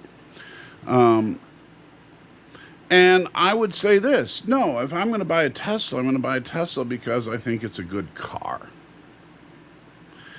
Now, I don't think the Tesla is a particularly good car, but that's just my opinion on it. I would rather, I do like electric cars, but I don't particularly care for Tesla. However, it's not because of Elon Musk's politics, because I'll tell you, like my one car that I really would love to have but can't afford is the Ford Mustang Mach-E Rally Edition. I think it's a wonderful car. I've test drove a Mustang Mach-E. They feel really solid. They handle like a dream. They're really nice cars. And you know what I know about the CEO of Ford? Nothing. I don't know what the name of the CEO of Ford is. I don't know what the CEO of Ford believes politically. I don't know if they like dancing in the streets naked or if they, I don't know. And I'm not overly concerned with that. Because, yes, you could make the argument, you can certainly make the argument that if you know for a fact that a company is doing some kind of evil thing, and you purchase things from that company that you are supporting said evil, that could be a problem, and that would be problematic. And I would, if I knew, for example, that let's say that, we'll take iPhones, right? People have said, oh, iPhones are made by slave labor in China. And so, does that mean that buying an iPhone is supporting slave labor in China? Well, you can certainly make the argument that the answer is yes. But let me ask you, if you buy an Android phone, is that any better? And by the way, those are the only two choices that you commonly have in the Western world, is iOS or Android. Here's the funny thing. In the modern world, you got to have a phone, right? Everybody needs one. Everybody has one. And if you don't want a phone, you don't have to get a phone, but you're not going to be able to do much of anything these days without a phone. For example, if you want to be a Uber driver, Can't do it without a phone, and it has to be iOS or Android because you have to use the app, and the app only works on iOS or an Android. So you got to have a phone in order to be an Uber driver. If it comes down to it, and okay, so I know that. So I might say, well, I know that iPhones are made by slaves. I don't know if Android phones are made by slaves, so I'm going to buy an Android. You know, but then if you find out Androids are made by slaves too, then just buy whatever phone best fits your needs. Or if you want to try to avoid supporting the system that you hate so much based on ethics, and by the way, that's a personal conviction, and if you do feel that way, I support you in that. If you truly believe, oh, I cannot support this corporation, but I need the product, buy it used. Because if you buy a used iPhone, like let's say, like for example, this camera that you're seeing me through is actually an old iPhone of mine, right? So because I worked for Verizon Wireless for a number of years, so I had to be well versed in the iOS and the Android operating system. So my current phone is a Samsung, but my prior phone was an iPhone, right? And it's not that I have a preference for one or the other. It's just that I had to know both. And so let's say, okay, I get a regular webcam because I would like to get a regular webcam because sometimes using a phone for my camera, while the quality of the picture is good, it can be really annoying because it has trouble connecting to the computer sometimes. So I finally get together the money and get a good webcam. So now I got this iPhone lying around. So I put it up for sale for, say, a couple $100, right? Still a good phone, even though it's a generation or two old. If you buy that iPhone from me for a couple $100, you reset the phone, you create your own Apple ID, and you do the whole nine, and you become an active iOS user without having given a dime to Apple. Now, you'll give money to Apple if you buy anything through the iOS store, but if you use nothing but free apps, then, you're not giving any money to Apple. So, you can do that. However, as far as but I don't think that the cell phone is evil just because some of the people that may have developed the cell phone have done evil things, right? I don't think the aspirin is inherently bad just because some of the developers of aspirin have done terrible things. My doctor tells me I should take some aspirin every day based on my cardiovascular system because I have a small blockage in one of the main arteries going into my brain, and that it would be good for me to be on an aspirin regimen to prevent that blockage from becoming total and causing a major stroke or something. And so I do. I take aspirin on a daily basis. And quite frankly, the fact that bad things happen during the development of aspirin don't change the medicinal benefits of aspirin. So I take the aspirin.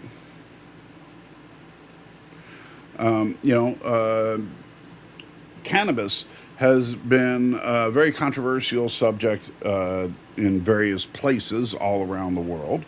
And very many crimes have been committed in the name of cannabis. However, many of those crimes were committed just because cannabis was itself criminalized, right? So does that make cannabis itself evil? No, it just means that people have had disagreements about it and about its use. And so if you choose to use it or you choose not to use it, I don't think that you are necessarily a good or evil person. Well, chemistry and medicine, particularly maybe astronomy, came from astrology. No, again, I think that you're confusing, like a lot of people get astronomy and astrology confused, right? Astrology, the one thing they have in common is that both of them look at the stars. But in astrology, of course, you're looking at the relative position of the stars and saying, because Venus is in retrograde, it means that you're going to have erectile dysfunction next month. And which is silly, of course, but there are people that genuinely believe in astrology.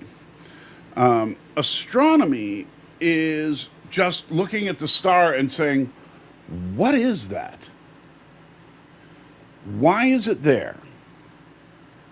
Why is it that Venus goes into retrograde?" Which most people don't even understand. It's kind of funny. The retrograde, for anybody that believes in astrology, when they say a planet is in retrograde, that's because they don't use the Copernican model of the solar system. They use the gosh, what's his name? I'm forgetting it's the ancient Roman person. Anyway, the prior model where the Earth was the center of the universe, and the retrograde is because if the Earth is the center of the universe and everything is going around the Earth, for some reason the planets kind of go back and forth as they go on their path around the Earth. And so when they're going backwards, that's called retrograde. What that really is because of the fact that we're all orbiting the sun, and sometimes when the Earth is moving in one position in comparison to the planet, that planet would appear to be going backwards.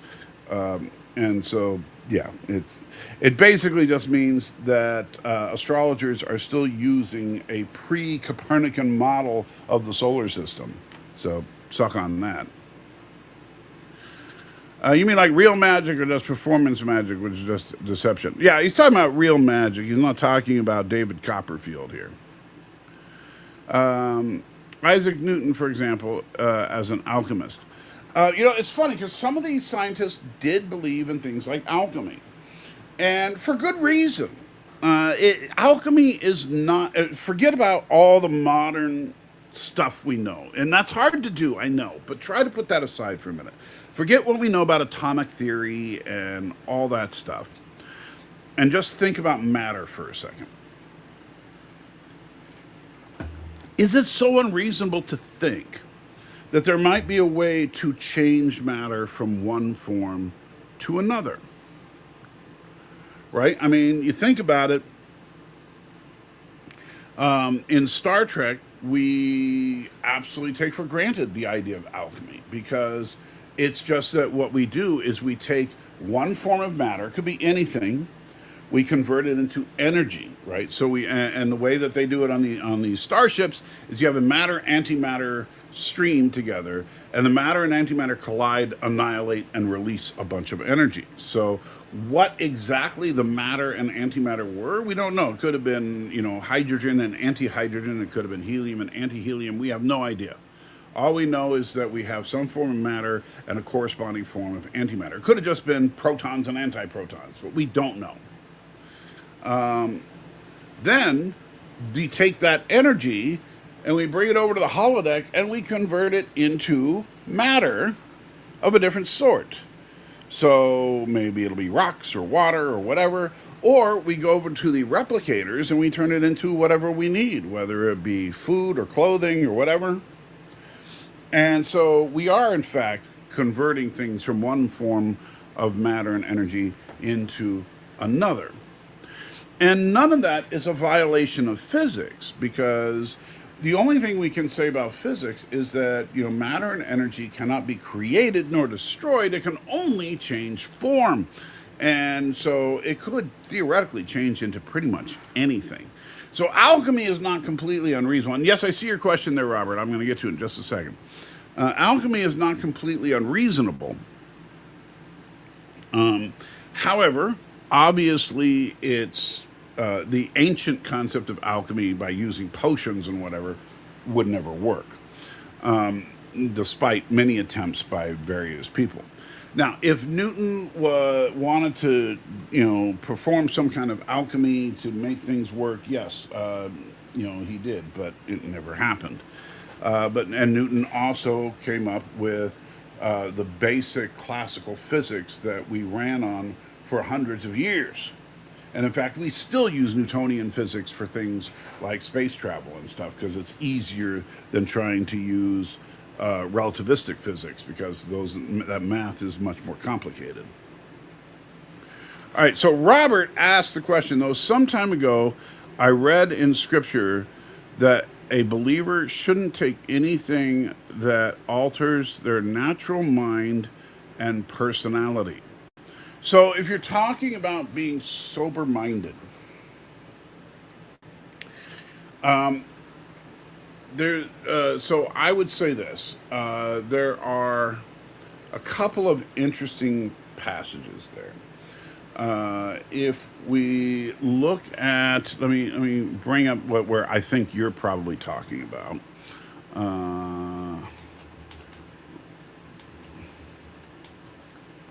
All right, so for speed 5A, let me go there real quick.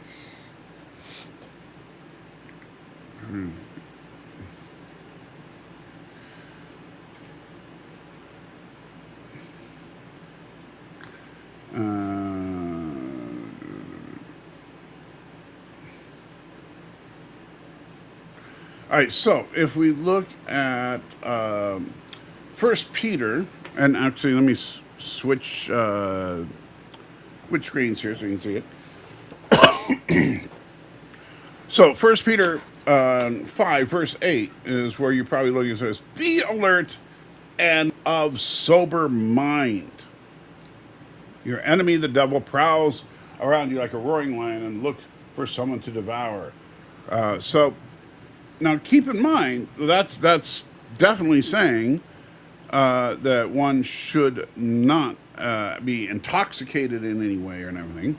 But again, just like we were talking earlier, it's all about the context. This is talking specifically to the elders of the church that they need to be careful. And other verses that we see that you must remain sober-minded, we see it as a requirement for deacons, as a requirement for overseers, etc.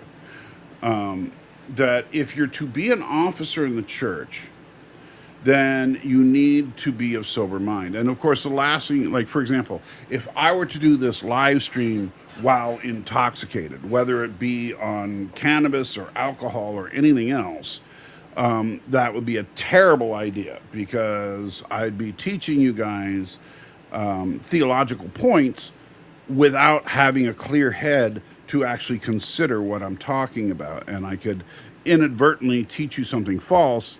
And if I teach you something false and you act on that, I am the one that's responsible for that, right? So I want to be very careful about that and be of sober mind, especially while I'm doing this.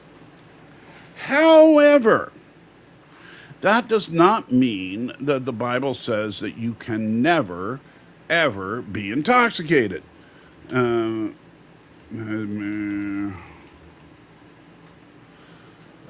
So if we go back to where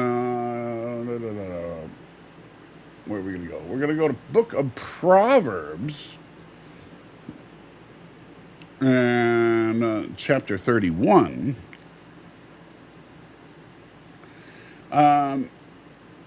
So let's see. It is not for kings to drink wine, not for rulers to crave beer. Okay, so again, this is talking about those in charge should not be intoxicated. Lest they drink and forget what has been decreed and deprive of the oppressed of their rights. You see, you shouldn't, so those that are, and so it's now here it's saying not, in the New Testament it's talking about leaders in the church. Here in the Old Testament it's talking about political leaders should not be intoxicated. I don't know if you heard that. We just had some lightning. Let beer be for those who are perishing. Let wine be for those who are in anguish and remember their misery no more. And so it's talking about the fact that, and there's another passage here that says to give strong drink to those who are suffering so that they can forget their woes. And so if you are not a politician and you are not a church elder and you are suffering, then the correct thing to do as a Christian would be give them a strong drink. It's actually not sinful to drink your sorrows away, so to speak. But it would be sinful to do that like every day. That's where you got into the idea of like drunkenness and stuff. All right, so moving on, let's switch screens back. I hope that answered your question, Robert. If it didn't, let me know. Let's see. Speaking of Robert, it says, the latest episode of Penn and Teller Show Fool Us. They've been around for 50 years. Man, I'm old. I'll tell you, I like Penn and Teller. Penn is a very intelligent guy. I would love to talk to him about theology because I know he's an atheist, but he's actually one that I have some respect for because he's the first to say that if you're a believing Christian, you should be trying to convince everybody you know that Christ is the way. Because he understands that, if you see a moving bus about to run somebody over, you should try to get them out of the way. And that's what a Christian should see the unsaved person as someone who's standing in front of a bus about to run them down. John DeMarco, they're still doing Jeopardy. Yeah, it's John DeMarco who is my partner on my channel, and then he was secretly working with Professor Brainy Specs to make their own version that they then took over to their channel. But again, I'm not trying to make a big stink out of that. That's just what they did. That was in the past, and the past is the past. Let's see. Trap door to Street Preacher. I'm not sure. Oh, because Street Preacher said trap door. I'm not sure why. It's lazy and inherently derivative. That was the first big Penn and Teller act. They showed the trick was all trap doors and had a song. Oh, I remember that one where basically they showed this trick where you would take somebody, put them into some boxes, then you'd strap the boxes closed, pick them up, rearrange the boxes, and then you'd see you put the foot box at the top, and then you open it up and their foot is there, right? And it's like really cool. So then they say, now we're going to do it, but make all the boxes into plexiglass. So you can see that when they close the boxes, Penn then opens a trap door, climbs out under the boxes so that when Penn, or Teller does that, and when Penn re-extracts the boxes, then Teller climbs back up into the boxes but upside down, so when he opens it up you see his feet, so they show you how it's done. And yes, thanks for calling out. Was it ever revealed who the masked magician was? You did that show revealing how tricks were really done. I remember seeing a couple clips of the masked magician on YouTube. I don't know who he was. Honestly, I didn't care for the masked magician as much as I like, because Penn and Teller did it with a flair of humor, and to me that made it much more enjoyable. Masked Magician was just like, ha ha ha, I'm going to show you how the magicians do it because I want to ruin their tricks. And it just seemed like, I don't know, just mean-spirited in comparison. It really seems like a hybrid would be the way to go instead of all electric. Oh, hybrids are terrible. See, the funny thing about hybrids is that and hybrids give you all the problems of a gas car and not all the efficiency of an electric car. They are the absolute worst choice you can make. Plus, if you think of if the goal of an electric car, if you're an environmentalist and the goal of the electric car is to stop using fossil fuels because they're going to eventually run out, you're still using fossil fuels.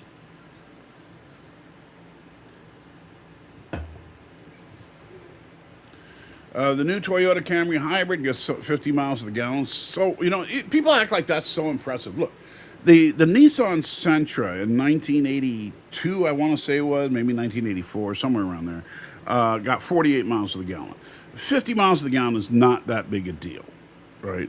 The only reason cars don't get more mileage is because we want big, powerful engines So we won't be happy if the car goes 0 to 60 eventually. We need it to go 0 to 60 in under a few seconds.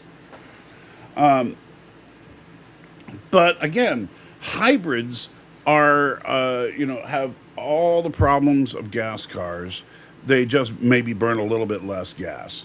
And you can, and like I said, if the Nissan Sentra of the '80s could get 48 miles to the gallon, I'm pretty darn sure you could design an all gas car. You don't need the hybrid engine, an all gas car that got better than 50 miles to the gallon. It is definitely doable. Heck, motorcycles have been getting 50 miles to the gallon for decades. So it's really not that big a deal. Now, if but the thing about electric cars, and is and this is the bigger thing, because I don't have an electric car because I'm an environmentalist. I have an electric car because they're more efficient. Not just that electricity is less costly than gas, which it is. Filling up a gas tank these days costs roughly $50, right? Charging my electric car costs about $5, so about 1/10 as much.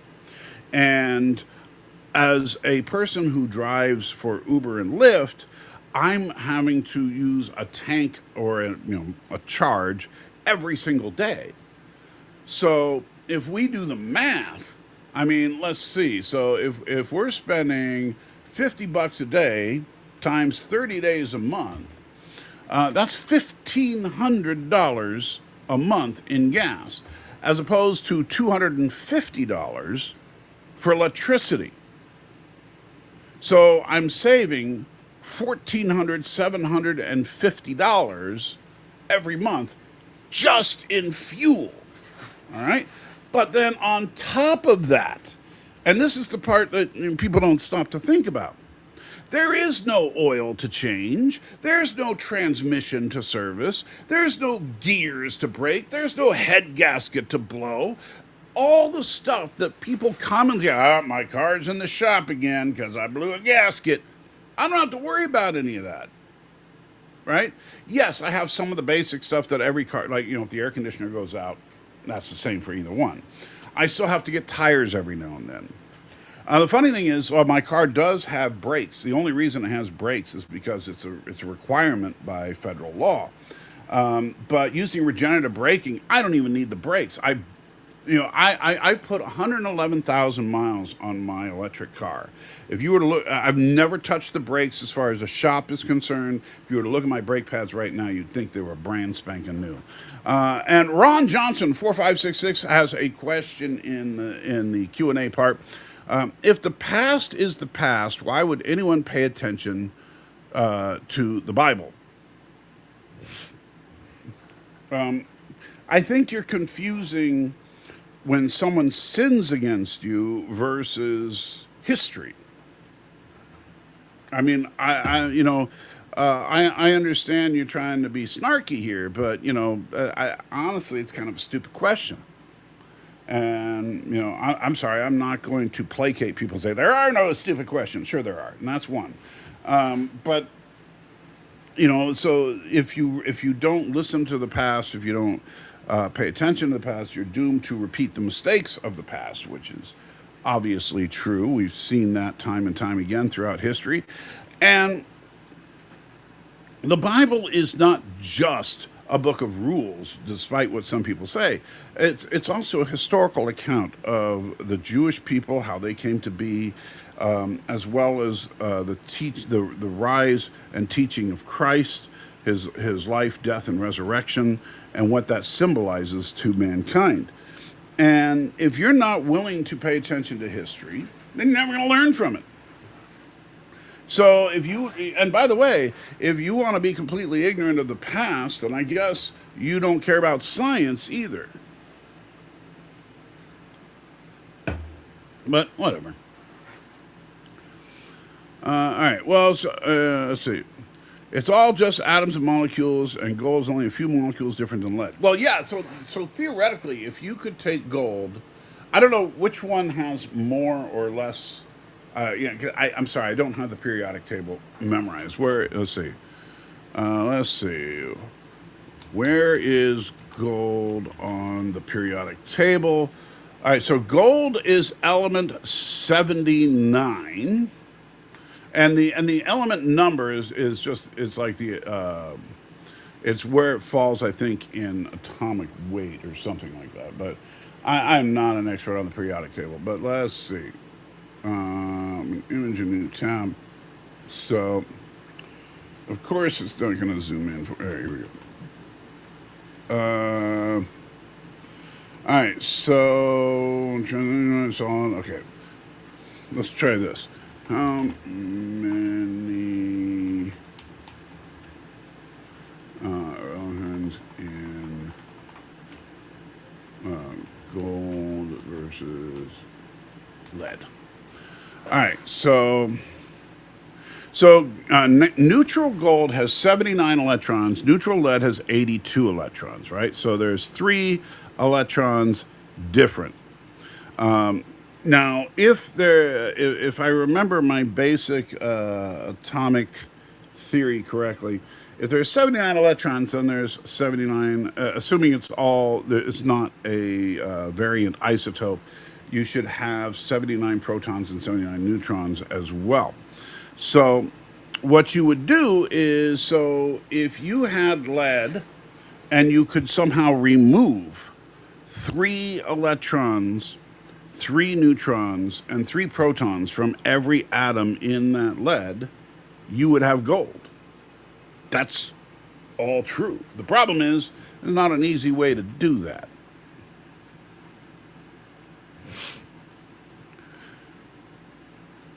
Let's see. The meaning of the words change over time. People make fun of the Bible for having the word unicorn in the King James. Not that long ago, unicorn just meant one-horned animal. Actually, it's funny, Trust, and you should mention that.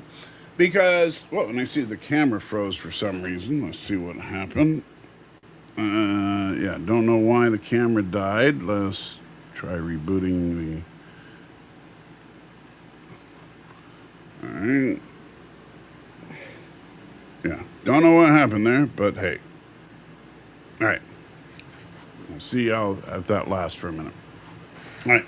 So the unicorn actually had a more specific meaning than that. Unicorn, and it's still to this day the scientific name for the for rhinoceri. There's multiple species of rhinoceros. Is the rhinoceros bicornis, which is the common 2-horned rhinoceros that most people are used to seeing, as well as the rhinoceros unicorn, which is, I believe, the Indian variant, which only has one larger horn in the front.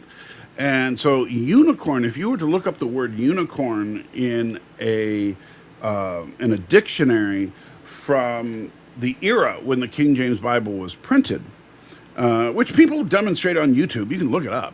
But if you look up the word unicorn from that era, then the word literally means rhinoceros. And so when you see the word unicorn in the Bible, they were not suggesting a horse with a single horn majestically galloping around. They're talking about a rhino. But yeah, people want to, be stupid. Let's see. Ron Johnson says, I think alchemy began with the idea that equals like. In other words, if a red bird is mixed with a red flower, the potion will heal the patient. That's not alchemy, but that's. Alchemy is, if I remember correctly, alchemy is the idea of trying to change one substance into another substance. Of course, I'm not really an expert on pseudoscience, so maybe you're right.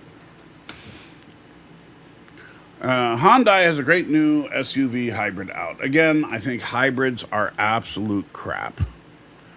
The Hyundai hybrid gets 35, 36 miles per gallon. Look, Robert, here's the problem. My wife drives a 2016 Chevy Equinox, which is not a hybrid. It's just a regular gas-burning SUV.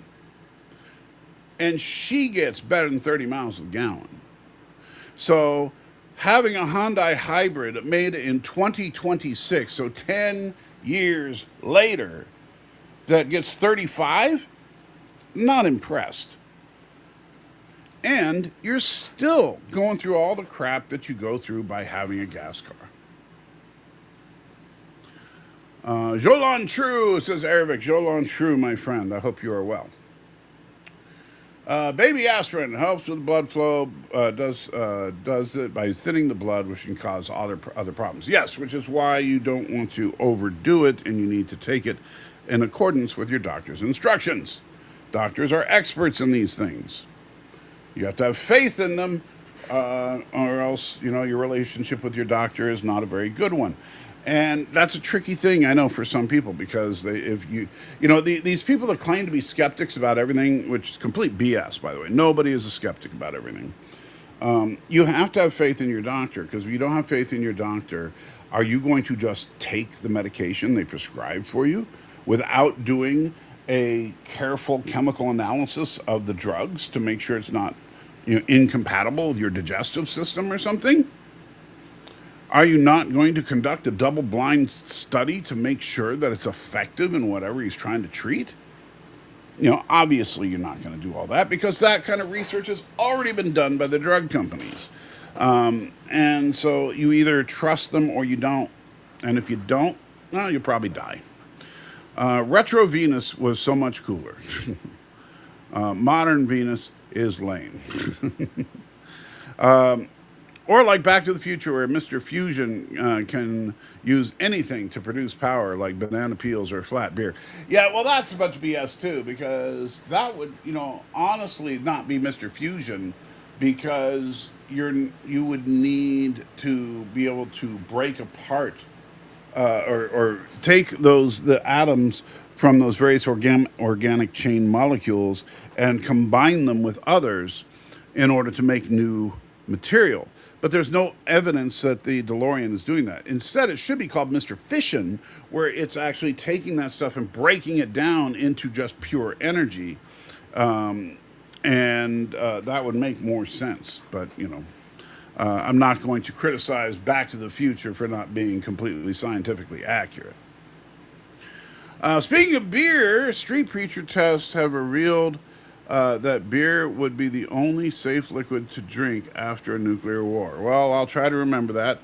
I guess I'll die of thirst after a nuclear war. That would be just as flat afterwards. I'm not sure what that means. It's not like Christian scientists believe no medications are allowed. I don't know what the Christian scientists believe.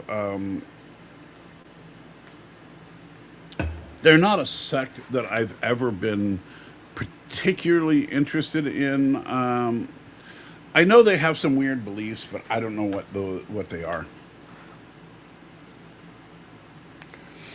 Beer or anything distilled or fermented? Probably anything distilled and fermented. Christianity is a cult of human sacrifice. Please argue that is not the case. Okay, that is not the case. I'm sure you're going to suggest that it's a cult of human sacrifice because Jesus presented himself as a sacrifice for all of us, and Abraham was called to sacrifice his son, although he did not in the end. But I would dare say, Hugh Jackson 67, that if Christianity were in fact a cult of humans, and by the way, since you're making the accusation, you should be making a case for the idea that it's a human sacrifice, to use your own logic against you, because most atheists will try to argue that they have nothing to prove. But the problem you have here is that, okay, so out of the billions and billions of Christians that have existed over the years, not to mention the Jews, because of course Abraham was a Jew, as was Christ. So of all the Jews and Christians that have existed in all of humanity over all of time, 2 have been called to sacrifice, and only 1 did. right? So there's been one human sacrifice that covers all sin for all people in Christianity.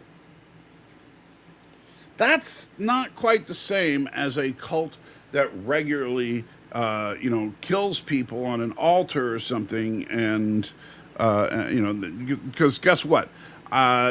Christians don't do that. Now, you might try to argue that communion is somehow sacrificing a human being, but it's not, because communion is simply a remembrance of the sacrifice that Christ made. Now, there are differing opinions in some groups of Christians, like with transubstantiation and stuff like that.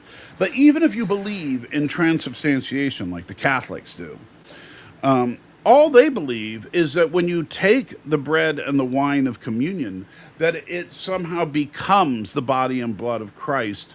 Not that Christ has to be killed over and over and over again, or that you're killing some new person over and over and over again.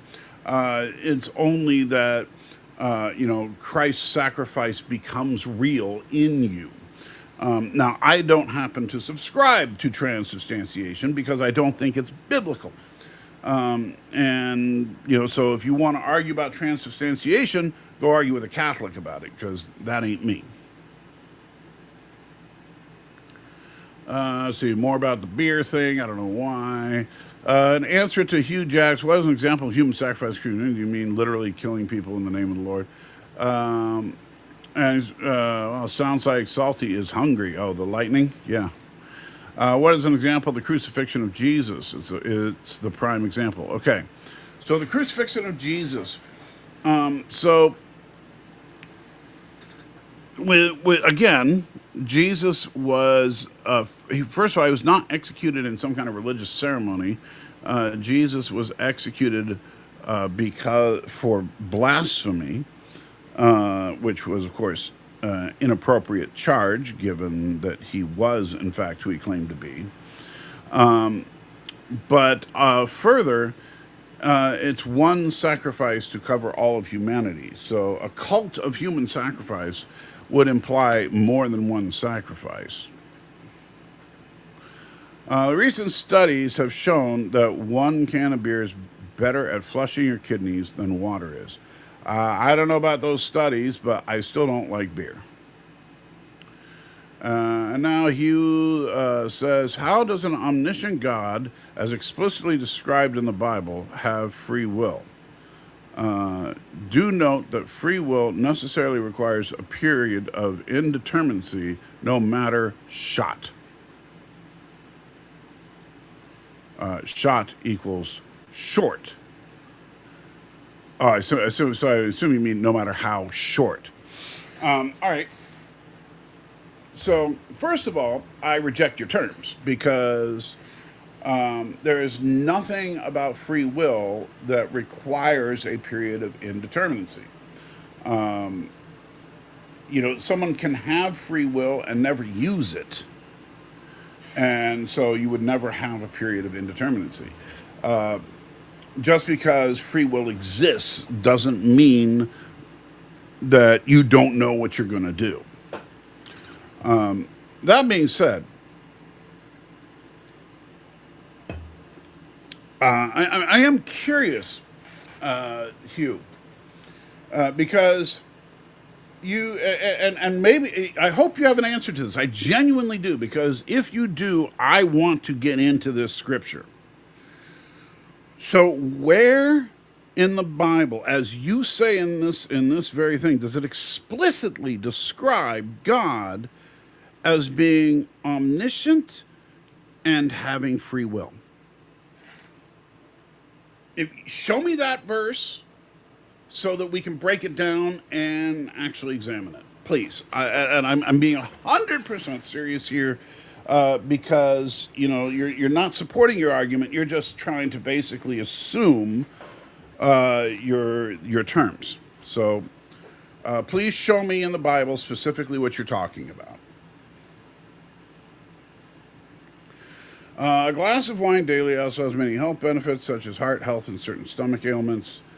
Not sure why you're talking about the benefits of alcohol, but okay. Let's see. I'd suggest the issue with God not having free will is a serious issue for Christian theology, as an all-knowing agent must be completely deterministic, right? Not necessarily. And you have to understand that. So, for example, does your how World War II went, right?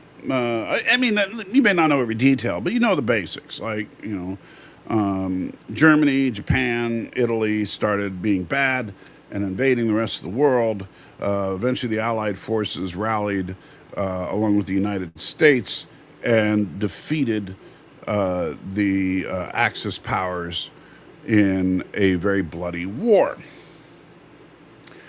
And so, and you may know the names of some of the people from World War II, right?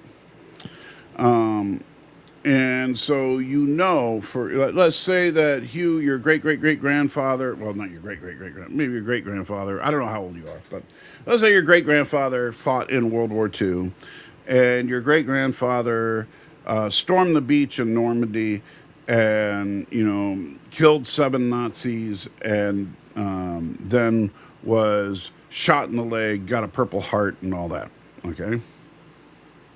Does your knowing that change whether or not he had free will?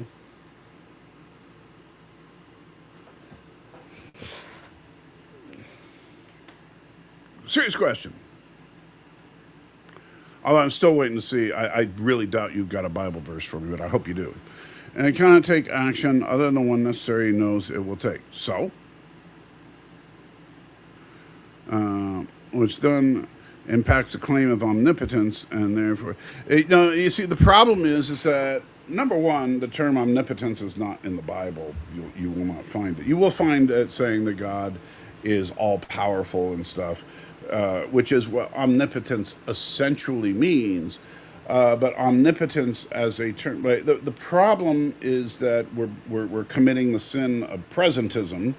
We do this all the time, where we're taking, like, we think omnipotence literally means God can do anything. And therefore, if you can find something that God can't do, like the old question of can God make a stone so heavy that he can't pick it up, if you find something that God cannot do, therefore he is not omnipotent. No, because that's not what omnipotent means. But, you want to be dumb about it, be dumb about it. All right. Teslas are ugly to me, too. I think they're kind of ugly, too. The problem is all the Teslas, it's kind of funny, but all the models of Tesla, except for the Cybertruck, look exactly the same, just different sizes. Let's see. And did Jesus have free will? Could he have refused his calling? Actually, that's an more interesting question. I would say, based on his prayer in the Garden of Gethsemane, that Jesus did indeed have free will, because he didn't want to go to the cross, but he willingly went in obedience to the Father despite not wanting to. And Hugh says, I'd suggest no one has free will. And I would agree with you, Hugh, if assuming you're an atheist worldview, because I was an atheist for a number of years. You may or may not know that. But when I was an atheist, I absolutely denied the existence of free will. Because free will inherently invokes the divine. You can't have free will in an atheistic universe. So yeah, I agree with you that any thinking atheist should agree that there is no free will. You're wrong, but I think free will is kind of obvious. Indeed, there have been recent studies that demonstrate our subconscious makes our decisions before our conscious mind becomes aware of it. Yeah, I'm sure you're going to cite the idea that, like, we can see electrons firing in your brain before you are conscious of a decision. The problem with those studies is, well, there's a lot of problems with those studies.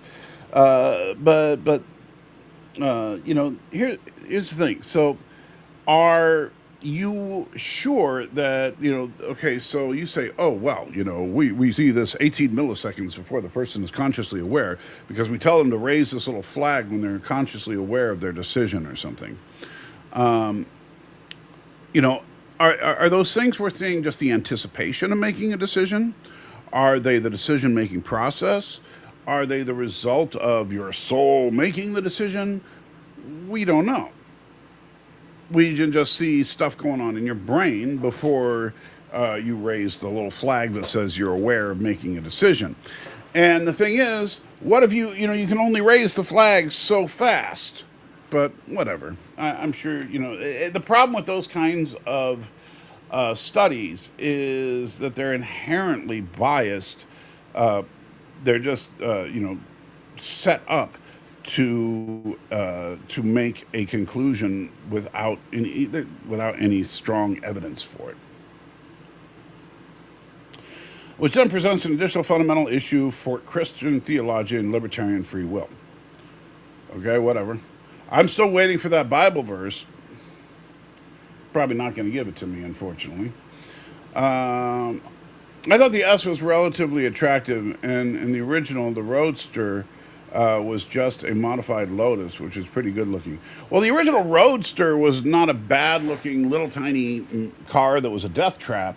However, I think that every other Tesla, except for the Cybertruck, just looks like a modification of the same car. And I am not confused. Okay, good for you. If Jesus is God, and as Christian theology claims, and Jesus cannot have free will as he's omniscient. Well, I think there you have a fundamental misunderstanding of the nature of Jesus. So if Jesus is God, then you say, well, he can't have free will because he's omniscient. Is he omniscient when he's in human form?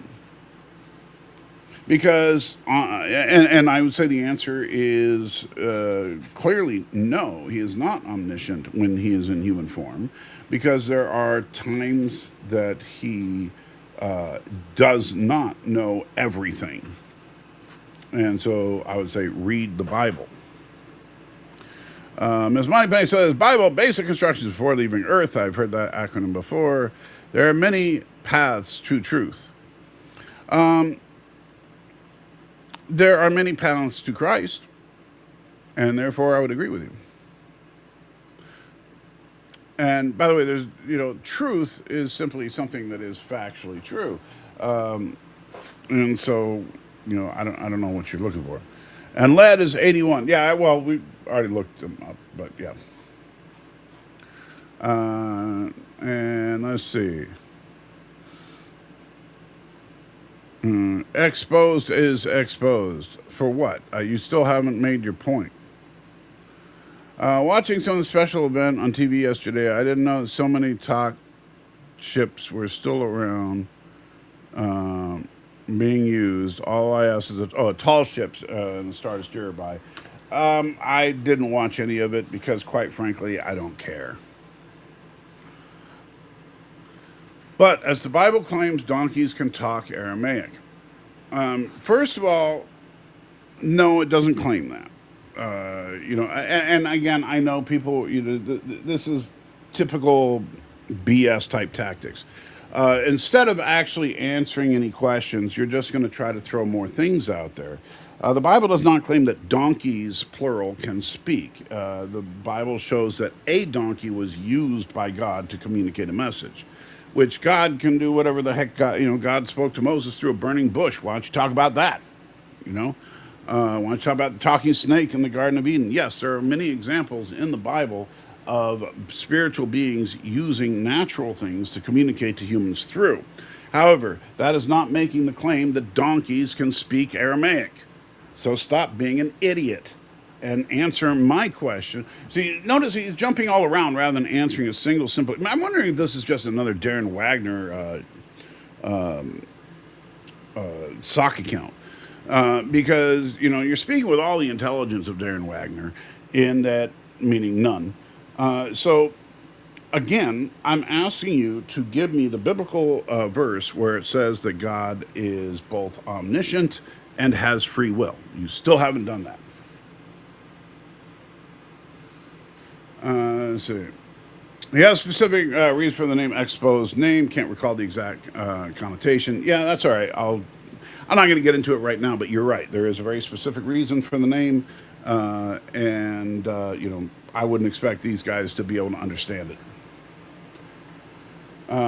So a unicorn is not too much of a stretch. No, a unicorn is just a rhinoceros. I mean, if you don't believe in rhinoceroses, then I guess you don't believe in unicorns. But whatever, that's on you. I'm still waiting for that Bible verse, dude. So, again, I don't think you're going to do it, but I'm hoping you will. Less of a stretch than a Pegasus. Well, Pegasus, yeah, that's a little different. My questions are not being addressed, so I'll leave you all to enjoy. Oh, okay, so see, this is the thing. I did address the questions. I asked you for clarification on your questions, and now you run away like the little chicken that you are because you can't answer them. And I know you posted this a few minutes ago, so you're never going to see me say this, but I will say it to everybody else so they can see. Hugh Jacksident67 is a chicken, is a coward, is a person who cannot support their own position, and so they just run away. In other words, they act just like Darren Wagner.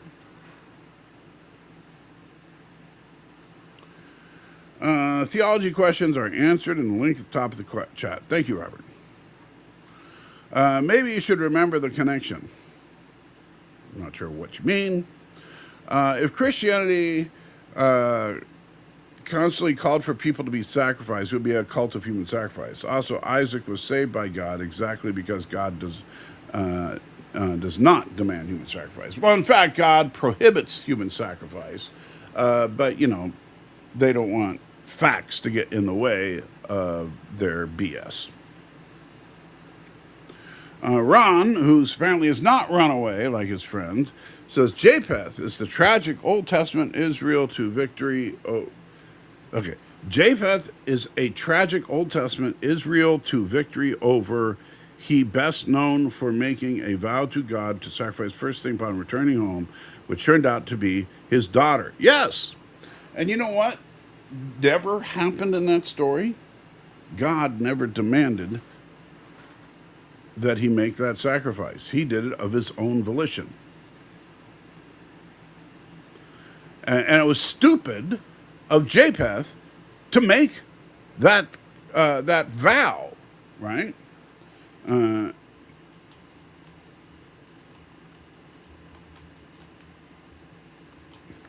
Let's see. So that's, if I remember correctly, that is in the book of Judges. So we'll go there real quick and read it because, unlike you, I'm not afraid of actually looking at the facts. Let's see. Man, there's Judges. And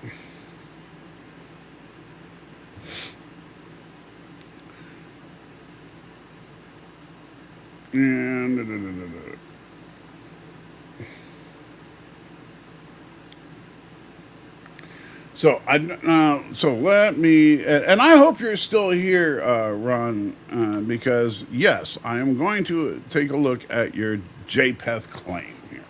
All right. So Judges 11, Japheth, I hate pronouncing these Old Testament names. The Galadite was a mighty warrior. His father was Galad. His mother was a prostitute. Galad's wife also bore him sons. When they were grown up, they drove Japheth away. So you are not going to get any inheritance in our family, they said, because you are the son of another woman. So Japheth fled from his brothers and settled in the land of Tob, where a gang of scoundrels gathered around him and followed him. Sometime later, when the Ammonites were fighting against Israel, the elders of Gilead, however you say that, went to get Japheth from the land of Tob. Come, they said, be our commander so we can fight against the Ammonites. Japheth said to them, didn't you hate me and drive me from my father's house? Why would you come to me now when you're in trouble? The elders of Gilead said to him, nevertheless, we are turning to you now. Come with us to fight with the Ammonites, and you will be head over us, all of us who live in Gilead. Japheth answered, suppose you take me back to fight against the Amalekites, and the Lord gives them to me. Will I really be your head? The elders of Gilead replied, the Lord is our witness. We will certainly do as you say. So Japheth went with the elders of Gilead. And about, wait, this is going on and on. Let's see. Japheth sent messengers, king of the Ammonites. Trying to find where he makes the vow here. And Israel sent messengers, Lord, capturing since the Lord Israel.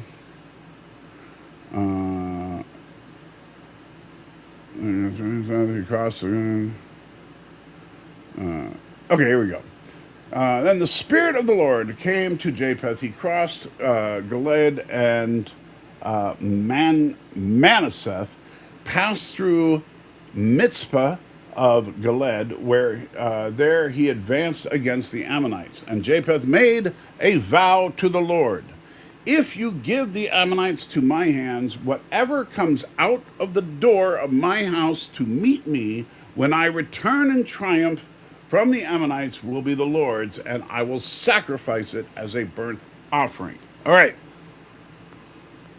Nowhere in that passage does it say that God demanded that he do this. This is just what he was trying to do to offer something to God in exchange for victory. Now, I will say this right here and now. The problem here is not God. The problem here is Japheth. You shouldn't ever say, hey, God, if you will do X for me, I will do Y. That's not how God works. God works on a grace-based system, not a transactional system. So you don't offer God X for in exchange for victory or whatever. Instead, you simply do whatever it is that God commands you to do, and you also try your best to live a godly life, etc. Here, Japheth is trying to basically bribe God, right? So he says, whatever comes out of my tent, I will sacrifice to you, Lord, if you just give me victory. All right. Then Japheth went over to the fight against the Amorites, and the Lord gave them unto his hands. He devastated 20 towns from Aroer to the vicinity of Minnith as far as Abel Kerman. Thus Israel subdued Ammon. When Japheth returned to his home in Mitzpah, who should come out to meet him but his daughter, dancing to the sound of timbrels? She was an only child. Except for her, he had neither son nor daughter. When he saw her, he tore his clothes and cried, oh no, my daughter, you have brought me down, and I am devastated. I have made a vow to the Lord that I cannot break. So, again, nowhere in this story did God tell Japheth, I want to sacrifice. So you see the difference here. And I get that many people want to try to manipulate what the Bible says to fit their agenda. And people, by the way, I'm not saying Christians don't do it, because Christians do it all the time. But you got to be careful about that, because if you want to use this as an example of human sacrifice, for your Christianity as a human death cult kind of thing. The problem here is that nowhere in this story is the sacrifice demanded by God. Nowhere. So that would be the mic drop moment on that one. Sorry.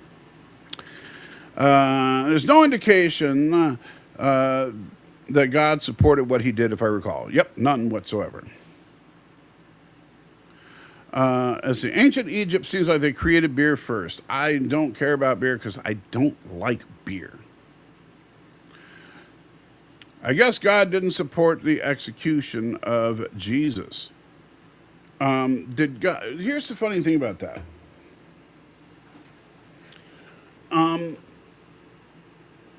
When it comes to the sacrifice of Jesus, That's a little different than what you see. And again, I know you keep moving the goalposts because you're desperately trying to make your point, but every time you do, it keeps crumbling around you. One sacrifice, which Jesus was a sacrifice for the benefit of all mankind, does not a death cult make, right? It really doesn't. And I understand you want it to. You really, really want it to. I get that because you want to have some kind of thing that you can make Christianity seem bad and mean and icky and gross. But the simple fact is, Christianity is not a human sacrifice cult just because there was a human sacrifice by one person 2,000 years ago. If that's the case, then any cause that anyone has willingly sacrificed themselves for is a death cult by your definition, which would mean pretty much every cause is a death cult. Congratulations, you've now made everything bad. Okay. Just like even nowadays in Mexico, you don't want to drink regular tap water here. There, yeah, I get that, but I still don't know why you guys are talking about beer. He did not support the Roman government in that way. In that way, he did not support the execution of Jesus, but it did take some pleasure in Christ fulfilling his will. So he did both. Well, the thing about, yeah, with Jesus' sacrifice, it was necessary but not pleasant, right? Just like many things in life, right? And that's why, like, sometimes I say all the time, and like even stuff I've been going through recently, is that yes, God has a plan, and sometimes that plan for you is gonna suck. That's just a fact. Oh, and I see we got something new in the theological question chat. So let me see what we got here. Can you imagine any facts or things that in your eyes would disprove the truth of the Christian Bible? Oh, sure, lots of things. And why does the thing keep freezing? I do not know. Let me see. Waiting for activation. Dismiss. You know, that's why I want to get a new camera, because using this iPhone as a camera is just getting to be annoying. As it keeps doing things like that where it's like, oh, you know, your iPhone's not activated. And it's like, yeah, but I don't care. And that's all that was. So I had to go into the iPhone and tell it I don't care about activating it right now. Anyway, sorry. So can you imagine any facts or things that in your eyes would disprove the truth of the Christian Bible? Yes. If you could prove that the universe never had a beginning, that would disprove the Bible. If you could, I'm trying to think of other things that, you know, basically you would have to find things that are, you know, directly contradictory to what is in the Bible. So if you could go back in time and witness the events that happened at specific dates in the Old and New Testament and verify that they didn't happen, obviously that would prove. I actually wrote a short story about that that I want to expound upon, about a couple of guys that did just that and what the repercussions would be. But so if you could, you know, if you could see in the past that Jesus never really existed or something, if there's some way to prove that, that would disprove the Bible. You know, if you could, and this is a tough one because right now, you know, obviously if you could disprove the existence of God himself, that would disprove the Bible. So yeah, there are plenty of things that if you could disprove, would disprove the Bible. Probably the most practical one, as far as from a scientific perspective. And by the way, you may not know this, Alex, but I am very pro-science, particularly when it comes to things like cosmology.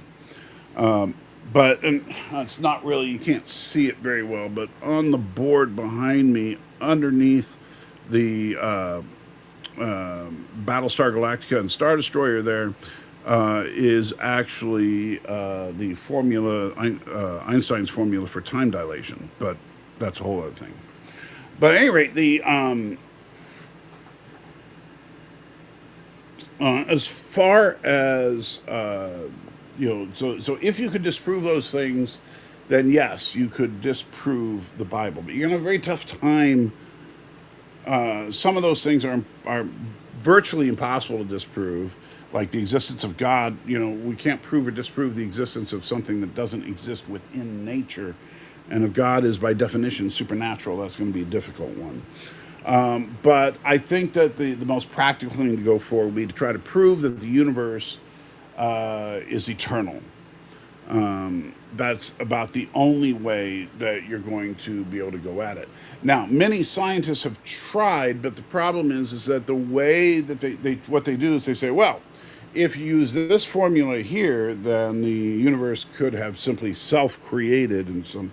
But usually, what they're doing is they're using magic in their mathematics, and I'm not even making that up. If you actually look at Hawking and Penrose's equations, Hawking is literally invoking magic. And so, I dismissed the Hawking solution pretty much out of hand. And but even if you come up with a way that it could be, that doesn't mean that it is. You have to prove that it is the solution, which is going to be very difficult to do. Or at least to prove that a finite universe is an impossibility, which so far hasn't been proven. Nothing like a roller coaster Ferris wheel whirly gig. Okay. It wasn't a question. Yeah, okay. I can tell that. Just like last night's MeTV TOS episode was a piece of the action. Kirk didn't know how to drive a standard. Oh, you mean like a stick? Though the first Abrams Trek movie, Kirk was driving his father's standard transmission Vet. Well, okay. So to be fair, number one, different universe. Remember, that Kirk was in the Kelvin timeline, not in the Prime timeline. However, and that Kirk was born on the USS Kelvin, hence the name Kelvin timeline, whereas the Prime timeline Kirk was born in Iowa. And so, and the Prime timeline Kirk, his father did not die in the attack by Nero, which means that he did not live with his uncle, which means that he never learned how to drive a Corvette. But even if Prime timeline Kirk learned how to drive his uncle's Corvette, or was it his stepfather's, whichever, even if he did learn how to drive that Corvette, we still run into a problem. If I were, if you've spent your whole life driving a modern manual transmission car like that Corvette, or any other nice sports car, because these days sports cars are the only ones with a manual transmission. But so you've driven a modern sports car your whole life. Then I take you back in time to the Model T. Would you even be able to start the car? And before you say yes, let me ask you this. When do you crank the motor? What does that even mean? What does it do? Do you know? Where is the starter? How does it operate?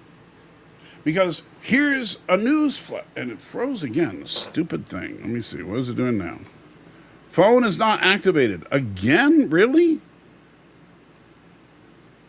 This is just annoying as F. I really need to get a frickin'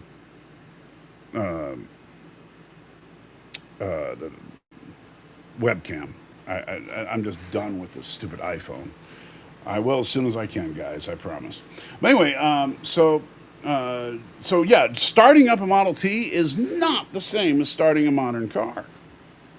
Now, once you started it, do you know how the clutch and gears and everything work on a car from that era?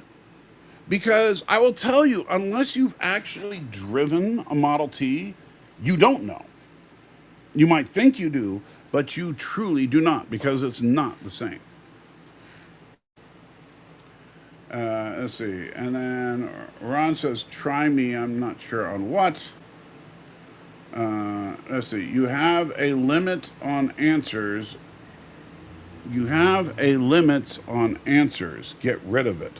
I don't know what you're talking about. Then stop looking at the Bible for facts. Again, not sure what you're talking about. Hello. You're reading English and the Bible was Greek. Actually, if we're looking at the Old Testament, which we were earlier, the Bible is in Hebrew. But if you would like me to bring up the Greek, I'd be more than happy to. I'm still waiting for that verse of yours. I've always heard he works in mysterious ways. And he says, weak, I'm moving the gold, okay? I don't really care. Then why are you here? Go away. Look, if you don't want to have a conversation, then just leave. If you do want to have a conversation, please, let's do it. But I haven't heard a coherent argument from you.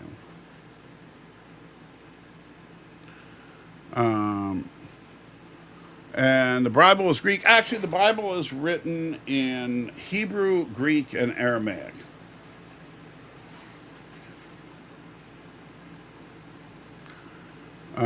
You can't prove that it had a beginning, right? I didn't. You know what? But the question that you posed was, can you imagine any facts or things that in your eyes would disprove the truth of the Christian Bible? If you could prove that the universe did not have a beginning, then that would disprove the Bible. And I'm into cosmology. I love that stuff, okay? But the simple fact is that all the prevailing evidence is that the universe did have a beginning. Which the funny thing is that was a core conflict between science and religion for a very long time, because up until Hubble discovered that the universe was expanding, and then later we figured out the approximate age of the universe and everything. Until all that happened, honestly, the scientific consensus was something called the steady state, which is that the universe has pretty much always existed the way that it exists right now.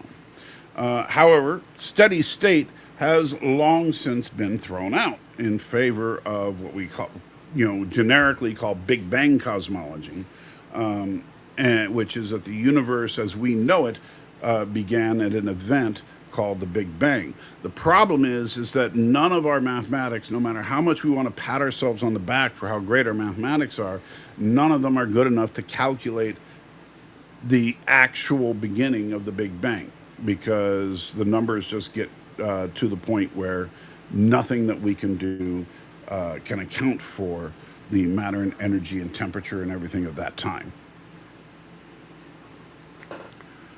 Let's see. And kind of sarcastically saying that he's correct that the Bible is Greek. Well, parts of it are. Why did Kelvin and Star Trek have the Enterprise being built on Earth, and every other show and movie suggests the starships were assembled in space? Generally speaking, it was said that the Enterprise was built in orbit around Earth. But yeah, I guess, J.J. Abrams wanted that neat shot of Kirk on his motorcycle looking at the Enterprise. Let's see. Character count. Wrong.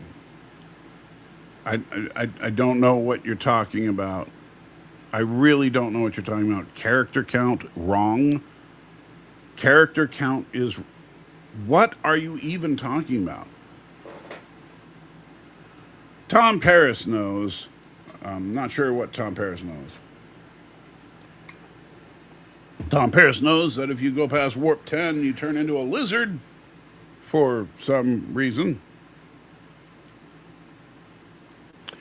All right, so I am all caught up. I'm going to give Ron a chance. I'm still want, 'cause I don't remember if it was Ron or the other guy that was trying to suggest that the God can't be omniscient and also have free will. But you know, who that was an interesting question, even if it was fundamentally flawed. I'm not even sure what Ron is arguing for at this point because he keeps saying something is wrong, and I don't know what he's saying is wrong. So we'll give him a minute to clarify. Ron, I'm waiting for your response. So if you're listening, I am here only for you. Everybody else I'll talk to in the meantime, but I want you to answer because I'm seriously interested in what you have to say.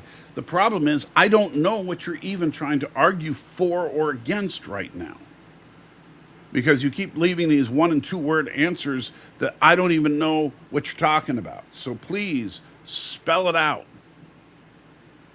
Everybody else can write a short paragraph, so can you.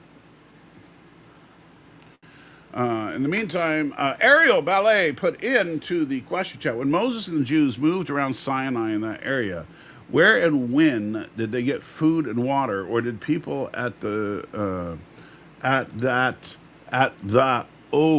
past give them something?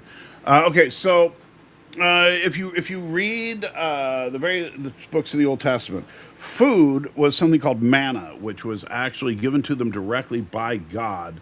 Where in the morning the ground would be covered with manna, and people were to collect it as their food supply, and they would only collect what they needed for that day. If they kept it overnight, it would be rotten by the morning. Except for on Fridays, they would collect 2 days worth because Saturday was the Sabbath and they were not to do any collecting on Saturday. And for some reason, Friday's manna would not be rotten until for 2 days instead of one.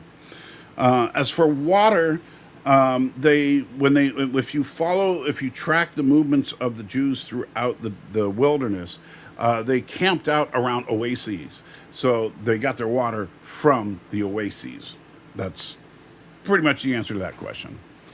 All right, so I can never. Another person who I love but can't pronounce your name. The guy with the money mask avatar says, "Good evening. How you doing?" And then Ron, thank you for answering. Hopefully, you would know if you didn't have a limit on the characters I can use. I don't have a limit on the characters that you can use. YouTube sets the limit. I have no control over it. I don't set it. I don't change it. There's nothing about it. Everybody else can communicate. If you can't, it's because you are choosing not to type it. All right? So don't give me an excuse. Give me a freaking answer. This is typical, unfortunately, notice he's not, rather than answering, he's arguing about answering. I'd rather he just answer. I don't even know what he's arguing for at this point, other than just to be quarrelsome and argumentative. If you have something you want to argue about, please do. And I'm so sorry that YouTube doesn't make it so you can write 16 paragraphs in a running chat like this, but that's just the way it is. Maybe if I had 8 million subscribers, they would give me the ability to edit that. But at my low level, they don't give me that ability. So, sorry, I can't change YouTube's policies. Write a letter to Google. Did you enjoy the Taylor Swift wedding ceremony? I didn't even know she got married, nor do I care. In canon, was Kirk and Carol ever married? No, in canonical Trek, Kirk was only married to Mirmani.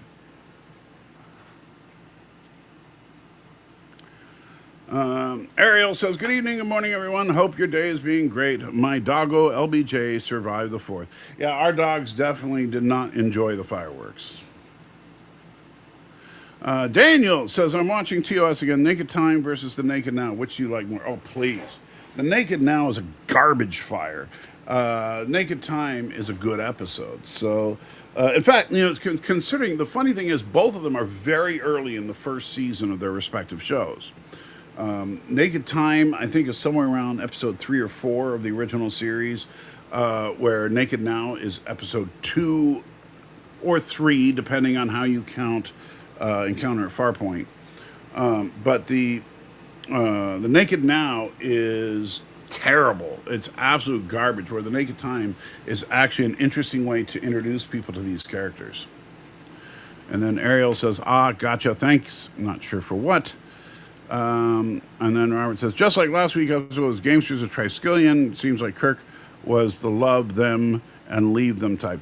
Actually, not so much. See, now think about it. In Gamesters of Triskelion, the Kirk did not love Shauna.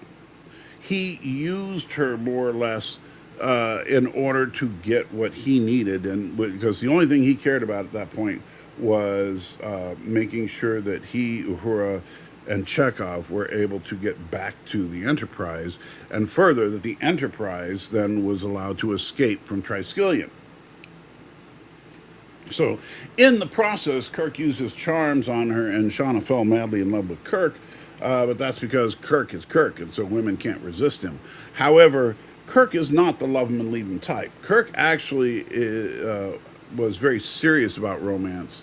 And if you look, there are a few women that Kirk did, in fact, care about, and he cared about them very deeply. And so that's why when he would see them again, it would affect him.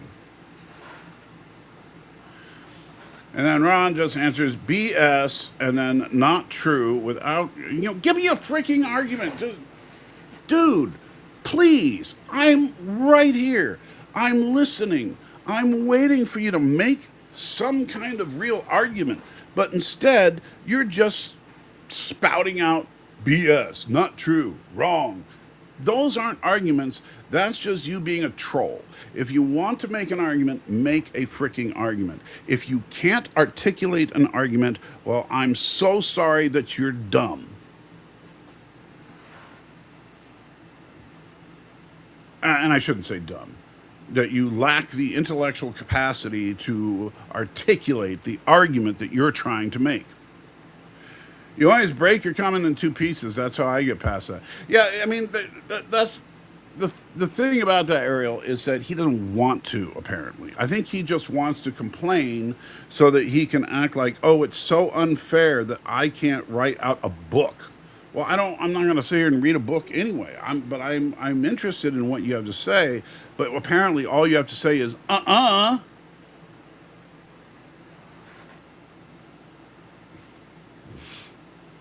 What's your phone number? I'm not going to put out my phone number on a public chat. Why would I give you my phone number? And then go to a higher level. I have no idea what you're talking about. Tom knows how to work a clutch. Yeah, the thing is, do you know how to work a clutch on a Model T? It is not the same. The only reason I know is that my aunt, many years ago, her and her husband, not my biological uncle, thanks. My aunt is my biological aunt, so it was never my biological, but it was not her first husband. Anyway, but my aunt and her husband bought a Model T to renovate. And when I learned how they work, I was like, whoa, that's really different. Ariel, this guy is full of it. I'm still waiting for your argument. I don't even know what you're arguing for at this point, Ron. Like, look, Lee was able to post all of this in one comment, as you can. And if you need to put multiple comments, that's perfectly fine. By the way, if you use the Q&A tab on there, then that way it'll be separate from the main chat, and it'll be even easier because you can write it 10 comments long if you need to, and it'll all be right there in the Q&A section for me to read. And I'll be more than happy to do that. But you seem to be unwilling to cooperate. Instead, you just want to bitch about the fact that comments aren't that long. Well, you know what? They never have been. YouTube sucks. Sorry, that's the way it is. If you don't like it, then nobody's pointing a gun at you, man. It was after midnight before I could go to bed because of my neighbors who seem to have lots of money for fireworks, but not much else. Yeah, here the fireworks died down right about midnight, which I was thankful for. Let's see. YouTube should cut you off just the character limits on the listeners. Yeah, whatever, dude. Nah, look, it's all you're going to do now is bitch about the length because that's stop being a whiny little bitch and make an argument. Please. I'm sorry for using harsh language at you, but maybe then you'll listen. Full of knowledge, full of happiness, full of wanting to have conversations. Not sure where that was coming from, but hey, okay. Thought you didn't have a limit. I have no control over the character limit, dude. To have a conversation. See, you couldn't put thought you don't have a limit to have a conversation in one line because guess what? Every other person can. So can you. Stop acting like you can only put 3 words in a response and actually write whatever your point is. I still do not know what you're arguing for at this point. I really don't. Oh my gosh. I'm going to, and Ron, if you don't start articulating whatever it is that you're arguing for, we're just going to end the live stream because I'm not interested in your BS. Yeah, Model T controls are completely different than modern cars. Exactly. So just because Kirk knew how to drive a Corvette does not mean he would know how to drive a Model T. Or what, that car from that show. Because that car was of that same era where the starter, for example, was actually on the floor. Are you drinking red dye? I don't even know what that's supposed to mean. It wouldn't allow me. I don't know what it wouldn't allow you what? It won't allow you to say, hey, here's what you do. Hey, my name is Michael, or you can call me Salty, or you can call me Exposed. I'll answer to any of them. And you say, hey, Michael, what I'm trying to say is I don't believe that fill in the blank, whatever it may be. And, oh, no, I ran out of space. Hit dot, dot, dot, and then enter, and then go to the next line. Continued. What I was trying to say is that I think that you are incorrect because X, Y, Z. Dot, dot, dot, enter. Because you see X is blah, blah, blah, blah, blah, enter. Y is blah, blah, blah, blah, enter. Z is blah, blah, blah, blah. See how that works? See how amazing that is? Anybody can do it. Apparently, you're the only person who hasn't figured that out yet. I think the accelerator is on the hand control and gears are controlled with the pedal, something like that. Yeah, it's really messed up, man. It's just totally different than what you're doing. All right. Through generation, we found out that Kirk was going to ask what her name. Through generations, we found out Kirk was going to ask what's her name to marry him, though Starfleet beckoned him off, so he went and ended up in the Nexus. Yeah, so Antonia is who you're thinking of there. And Kirk wanted to, he said that in the prime timeline, Kirk decided to answer the call of Starfleet, but in the Nexus, he's going to say, F it, I'm going to marry Antonia instead of going off with Starfleet. Hey. Oh, where are you going? Oh, pick it up.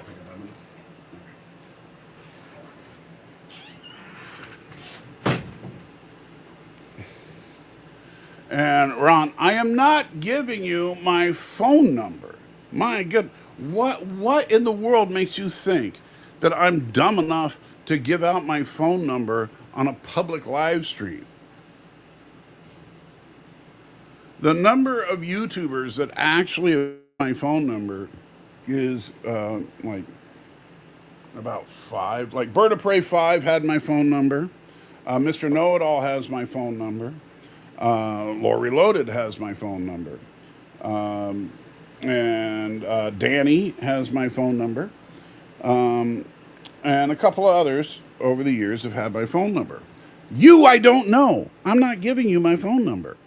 Instead, how about this? How about you actually try to argue your point instead of being a cowardly little bitch?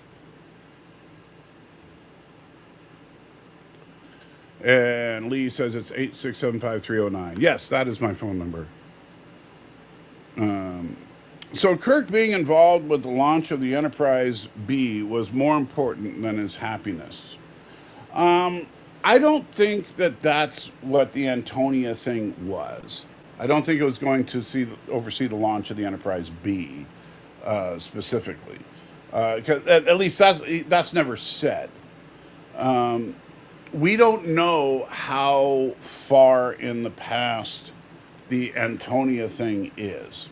So I think, for whatever reason he decided to continue with Starfleet rather than to retire and be with Antonia. And now Ron is saying have a wonderful fifth because apparently Ron is running away. Bye, Ron. I hope you have a wonderful fifth as well, but I have no respect for you at this point. And I'm sorry, see, and this is the thing, guys. Look, those of you that are still here, you have now seen two apparently intelligent atheists come onto the show, try to challenge me, and when they couldn't actually razzle me by asking me some incredible question that I couldn't answer because all I did was go to the Bible, then they start acting like idiots and try to change the subject, make the argument about the comment section, and area code. What? Okay. He wants the area code for my phone number because it's 8675309.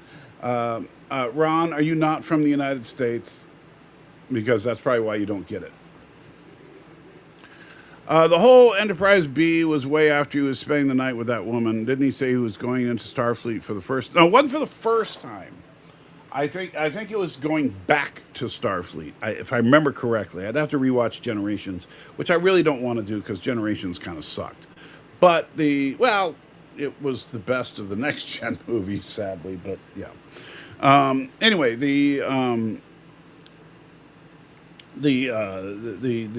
I think that Kirk had retired, but then was bored or whatever and decided to go back to Starfleet instead of staying with Antonia because he missed being in Starfleet. And of course, there's Ron with his area code. Most hilarious comment ever. Thank you, Ron, for that. Showing me just how incredibly intelligent you are. It was the same when Scotty programmed the computer from the early 80s to drop the specs for transparent aluminum. Not very believable. Oh yeah, that was terrible. Star Trek 4, a lot of people love that movie because of its relatable humor and the Save the Whales message and all that. And I'll admit I enjoyed Star Trek 4.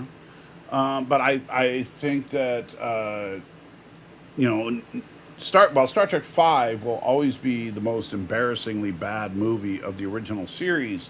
Star Trek 4 is not that far behind it. I did not think Star Trek 4 was a particularly good film. So maybe if Star Trek 4 were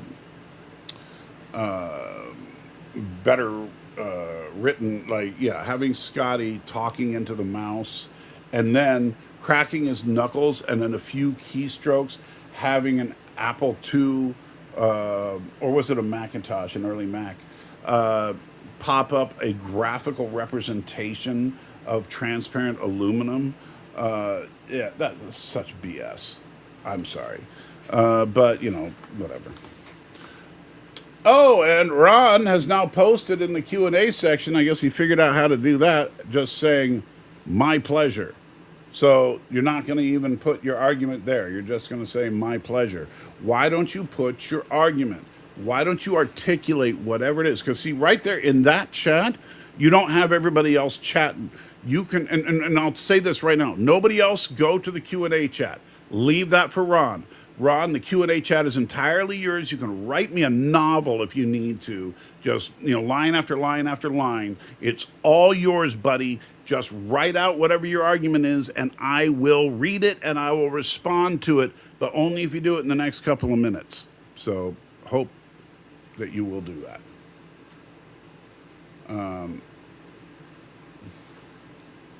Yeah.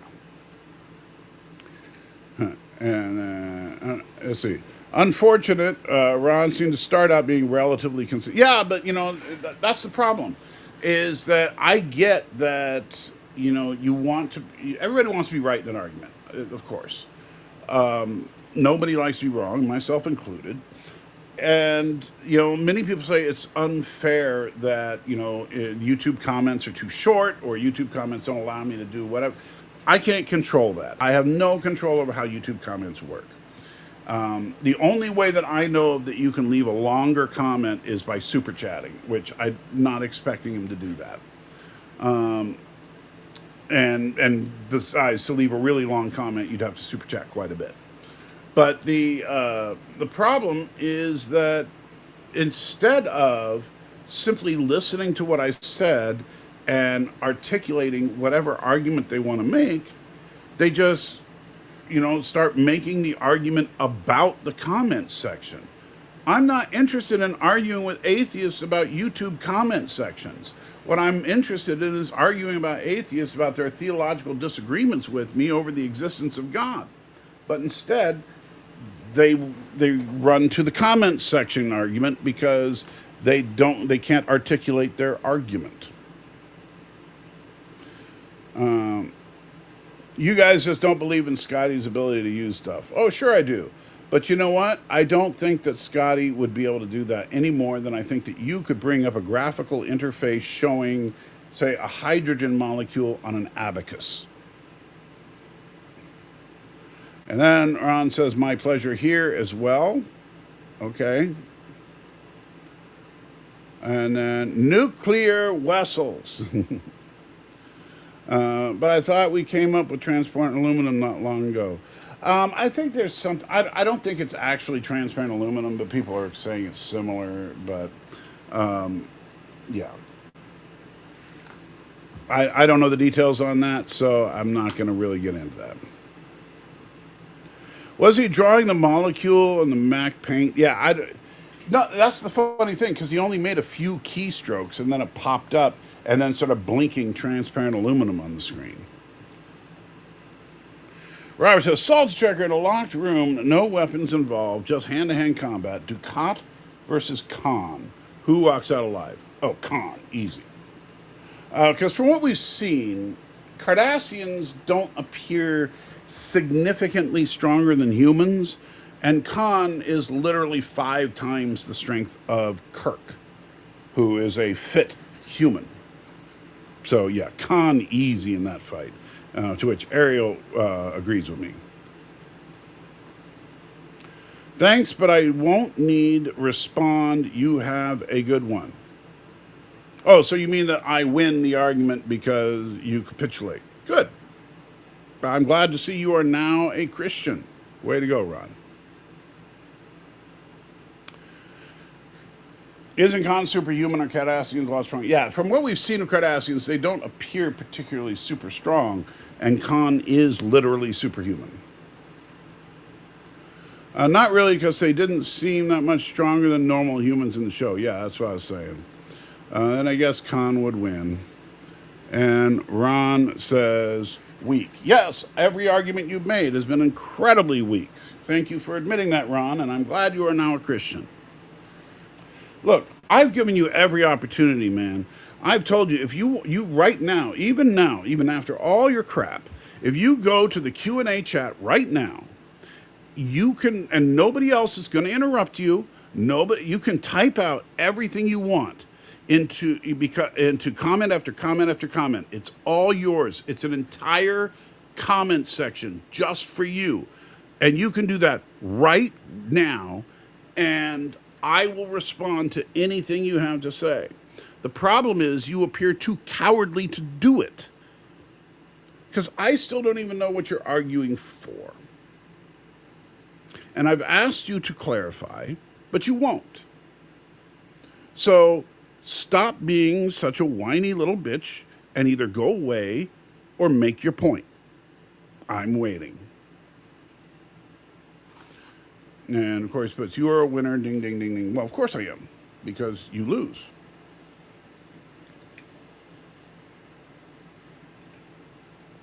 I'm waiting. I seriously, Ron, it's all yours, buddy. You think you're so intelligent. You've got this killer argument that nobody can answer. I am ready and willing. You can write as long a response as you want. It's all yours, buddy. An entire comment section just for you, and you can write it out with no limits at all.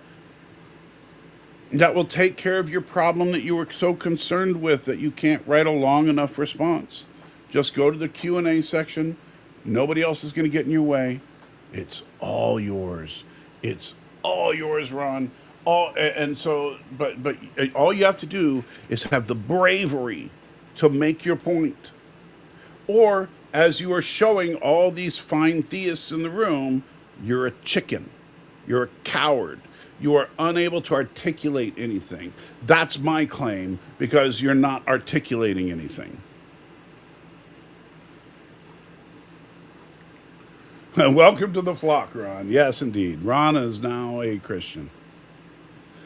If life were fiction, which would you prefer as a power? The Force at an absurdly high level, or perhaps a magical spellcraft such as an MCU sorcerer? That's tough. Because if you look at the MCU sorcerers, they are very, very powerful. You're looking at like Doctor Strange on the sorcerer side, and then you have like Scarlet Witch on the witch side of it, right?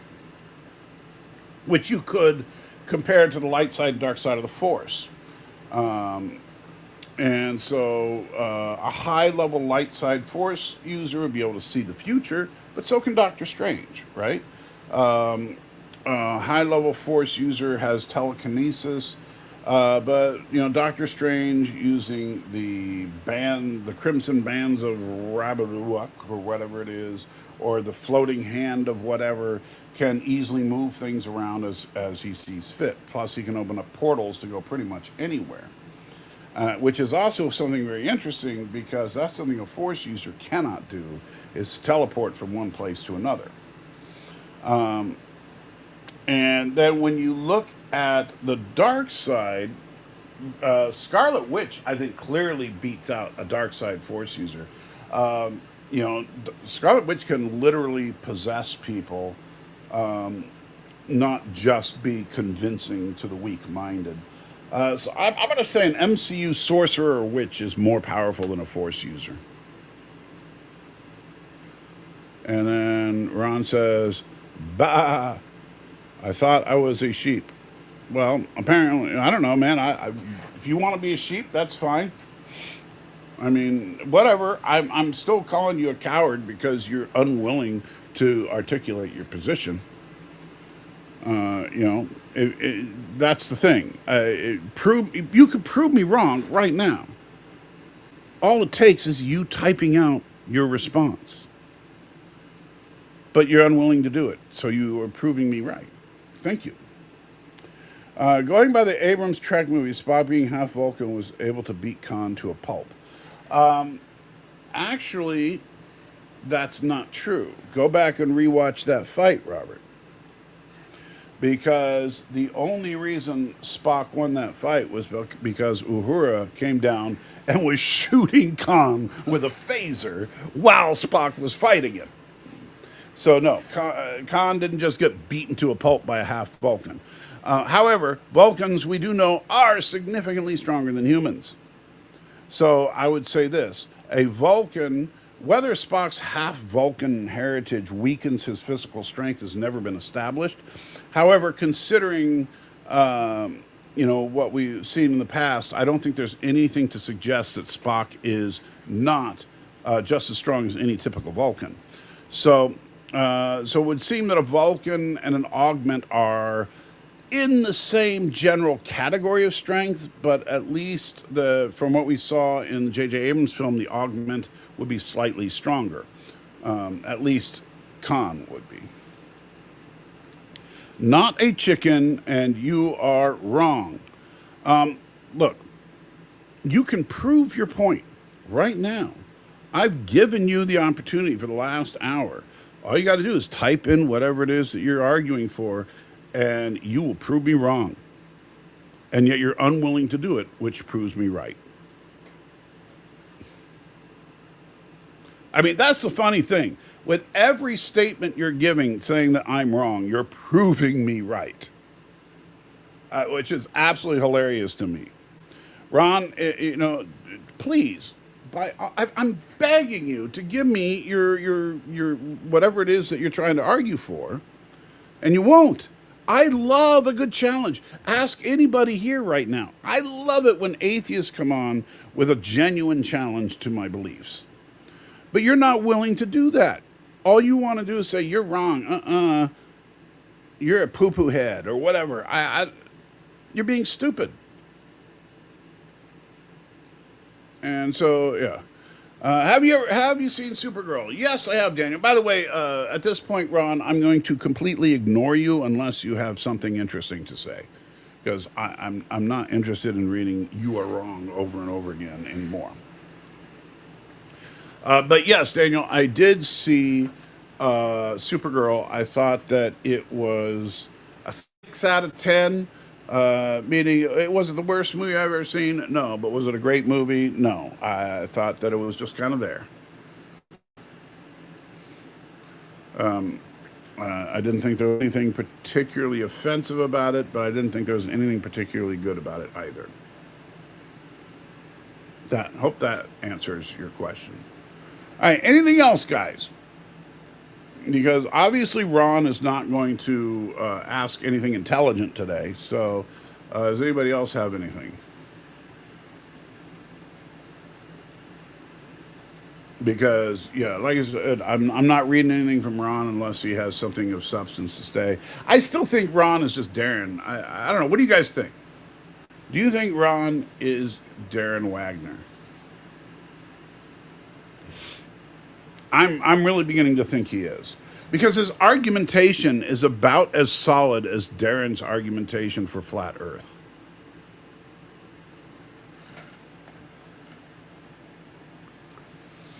Let's see. What if Force user of my last question, you could be as powerful as Legends characters such as Darth Velete? I don't know Darth Velete, but I do know that, like in Legends, some of these Force users are stupid powerful. I think it would depend because, like, Scarlet Witch has basically the power of the Reality Stone built into her. She can alter reality at will. And so that is a mighty powerful thing. And as for Doctor Strange, think about it. He cast a spell that literally gave everyone in the universe that had ever heard of Peter Parker amnesia. Not to mention that same spell destroyed all physical evidence of Peter Parker's existence. So, yeah, I think that the idea that I haven't read all the Legends books, so I don't know how powerful these Force users really get. But I still think the edge goes to the MCU sorcerers. Are you a flat earther too, Ron? Yeah, I think Ron is a flat earther. I'm pretty sure he is, because I think it's Darren. Why is the handheld equipment in Star Trek 2 much larger than the same equipment in TOS? Because the prop designer for Star Trek 2 was a moron. Honestly, I don't know, because I think that the props, like, I love Star Trek 2. I would go on record as saying it's probably the single best Star Trek adventure in the entire franchise. That being said, I think that things like the tricorder and the phaser, the hand phaser at least, and stuff, and the communicators were kind of dumb looking. They should have just they should have used a slightly sleeker version of what they used in the original series. Like I think the phasers in Star Trek Six looked better, although they were a little too big. And honestly, the funny thing is those props were actually made for Star Trek Five, but I like those props because they look more like the OG phasers. But the communicators and the tricorders look absolutely stupid, and in Star Trek Two, and yeah, it's just bad prop design. That's all it was. And there's hope for you yet. Oh, that he's a flat earther. The communicators and tricorder Savick was easy. Yeah, I figured that's what you meant. Let's see. Uh, Valkorian, aka Valtite, is as powerful as an army of Sith and or Jedi.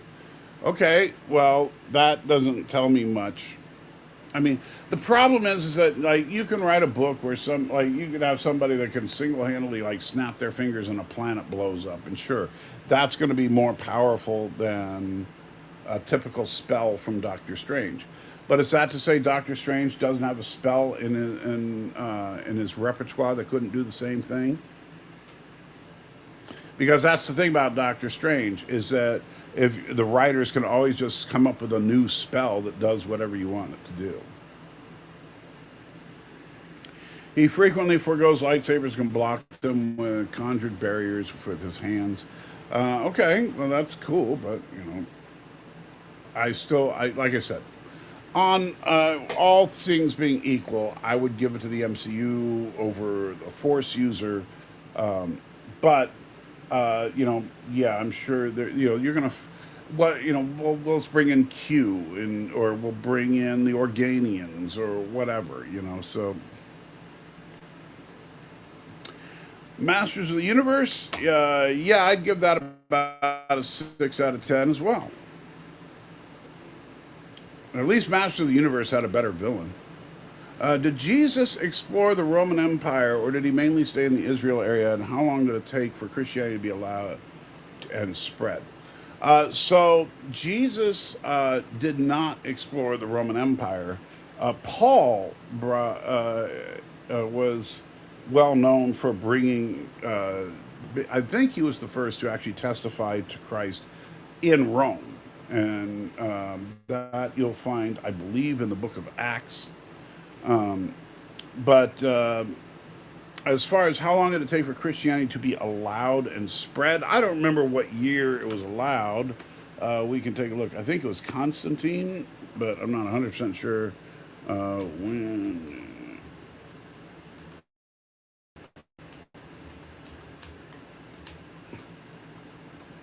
So it was Christianity was officially legalized in the Roman Empire in 313 AD. So 313 AD would be, let's do some quick math. So because my brain is a little fried right now, it would be approximately 281 years after Christ's death. And Arabic says, I liked it, not sure what.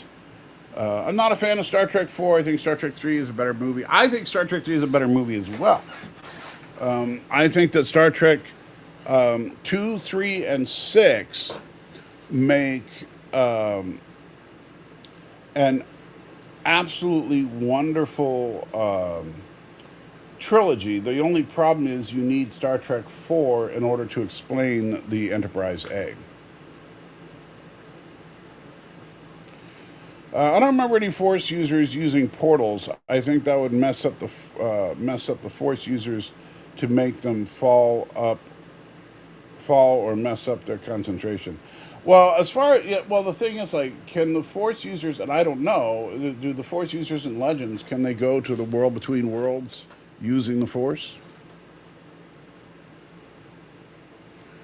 Do you figure there's any proof that the idol to an unknown god Paul talked about actually was God, or did he just used that as a rhetorical device. Oh, he's just used that as a rhetorical device. He wasn't trying to suggest that the unknown God in the Greco-Roman tradition was actually a god. He was simply trying to point out that the reason that they worship to an unknown god is because they don't know what it is. Kind of like if you think about the an honest skeptic, right? An honest skeptic would say, when you say, well, what caused the universe to come into existence? The honest skeptic answer would be, we don't know, right? Because from a scientific perspective, we don't, right? And so, in a similar way, it's like, oh, who created everything? We don't know, but it was presumed to be some kind of God. Whereas Paul was saying, but I am talking about a God that I do know, and I want to introduce you to that God. And so that's really what Paul's iteration of the beauty of what Paul was doing is that Paul knew their beliefs so that he could use their beliefs in talking to them and speak to them in their language. It's in a way, a very rough way, similar to how I like to speak to atheists using their language. That's why I'm not afraid of atheists bringing their questions, even though they're rather immature ones, like the ones that we've seen today, because I can speak to them in their language. And I don't fret from it because I was an atheist just like them for a long time. So, but most of these atheists honestly have nothing.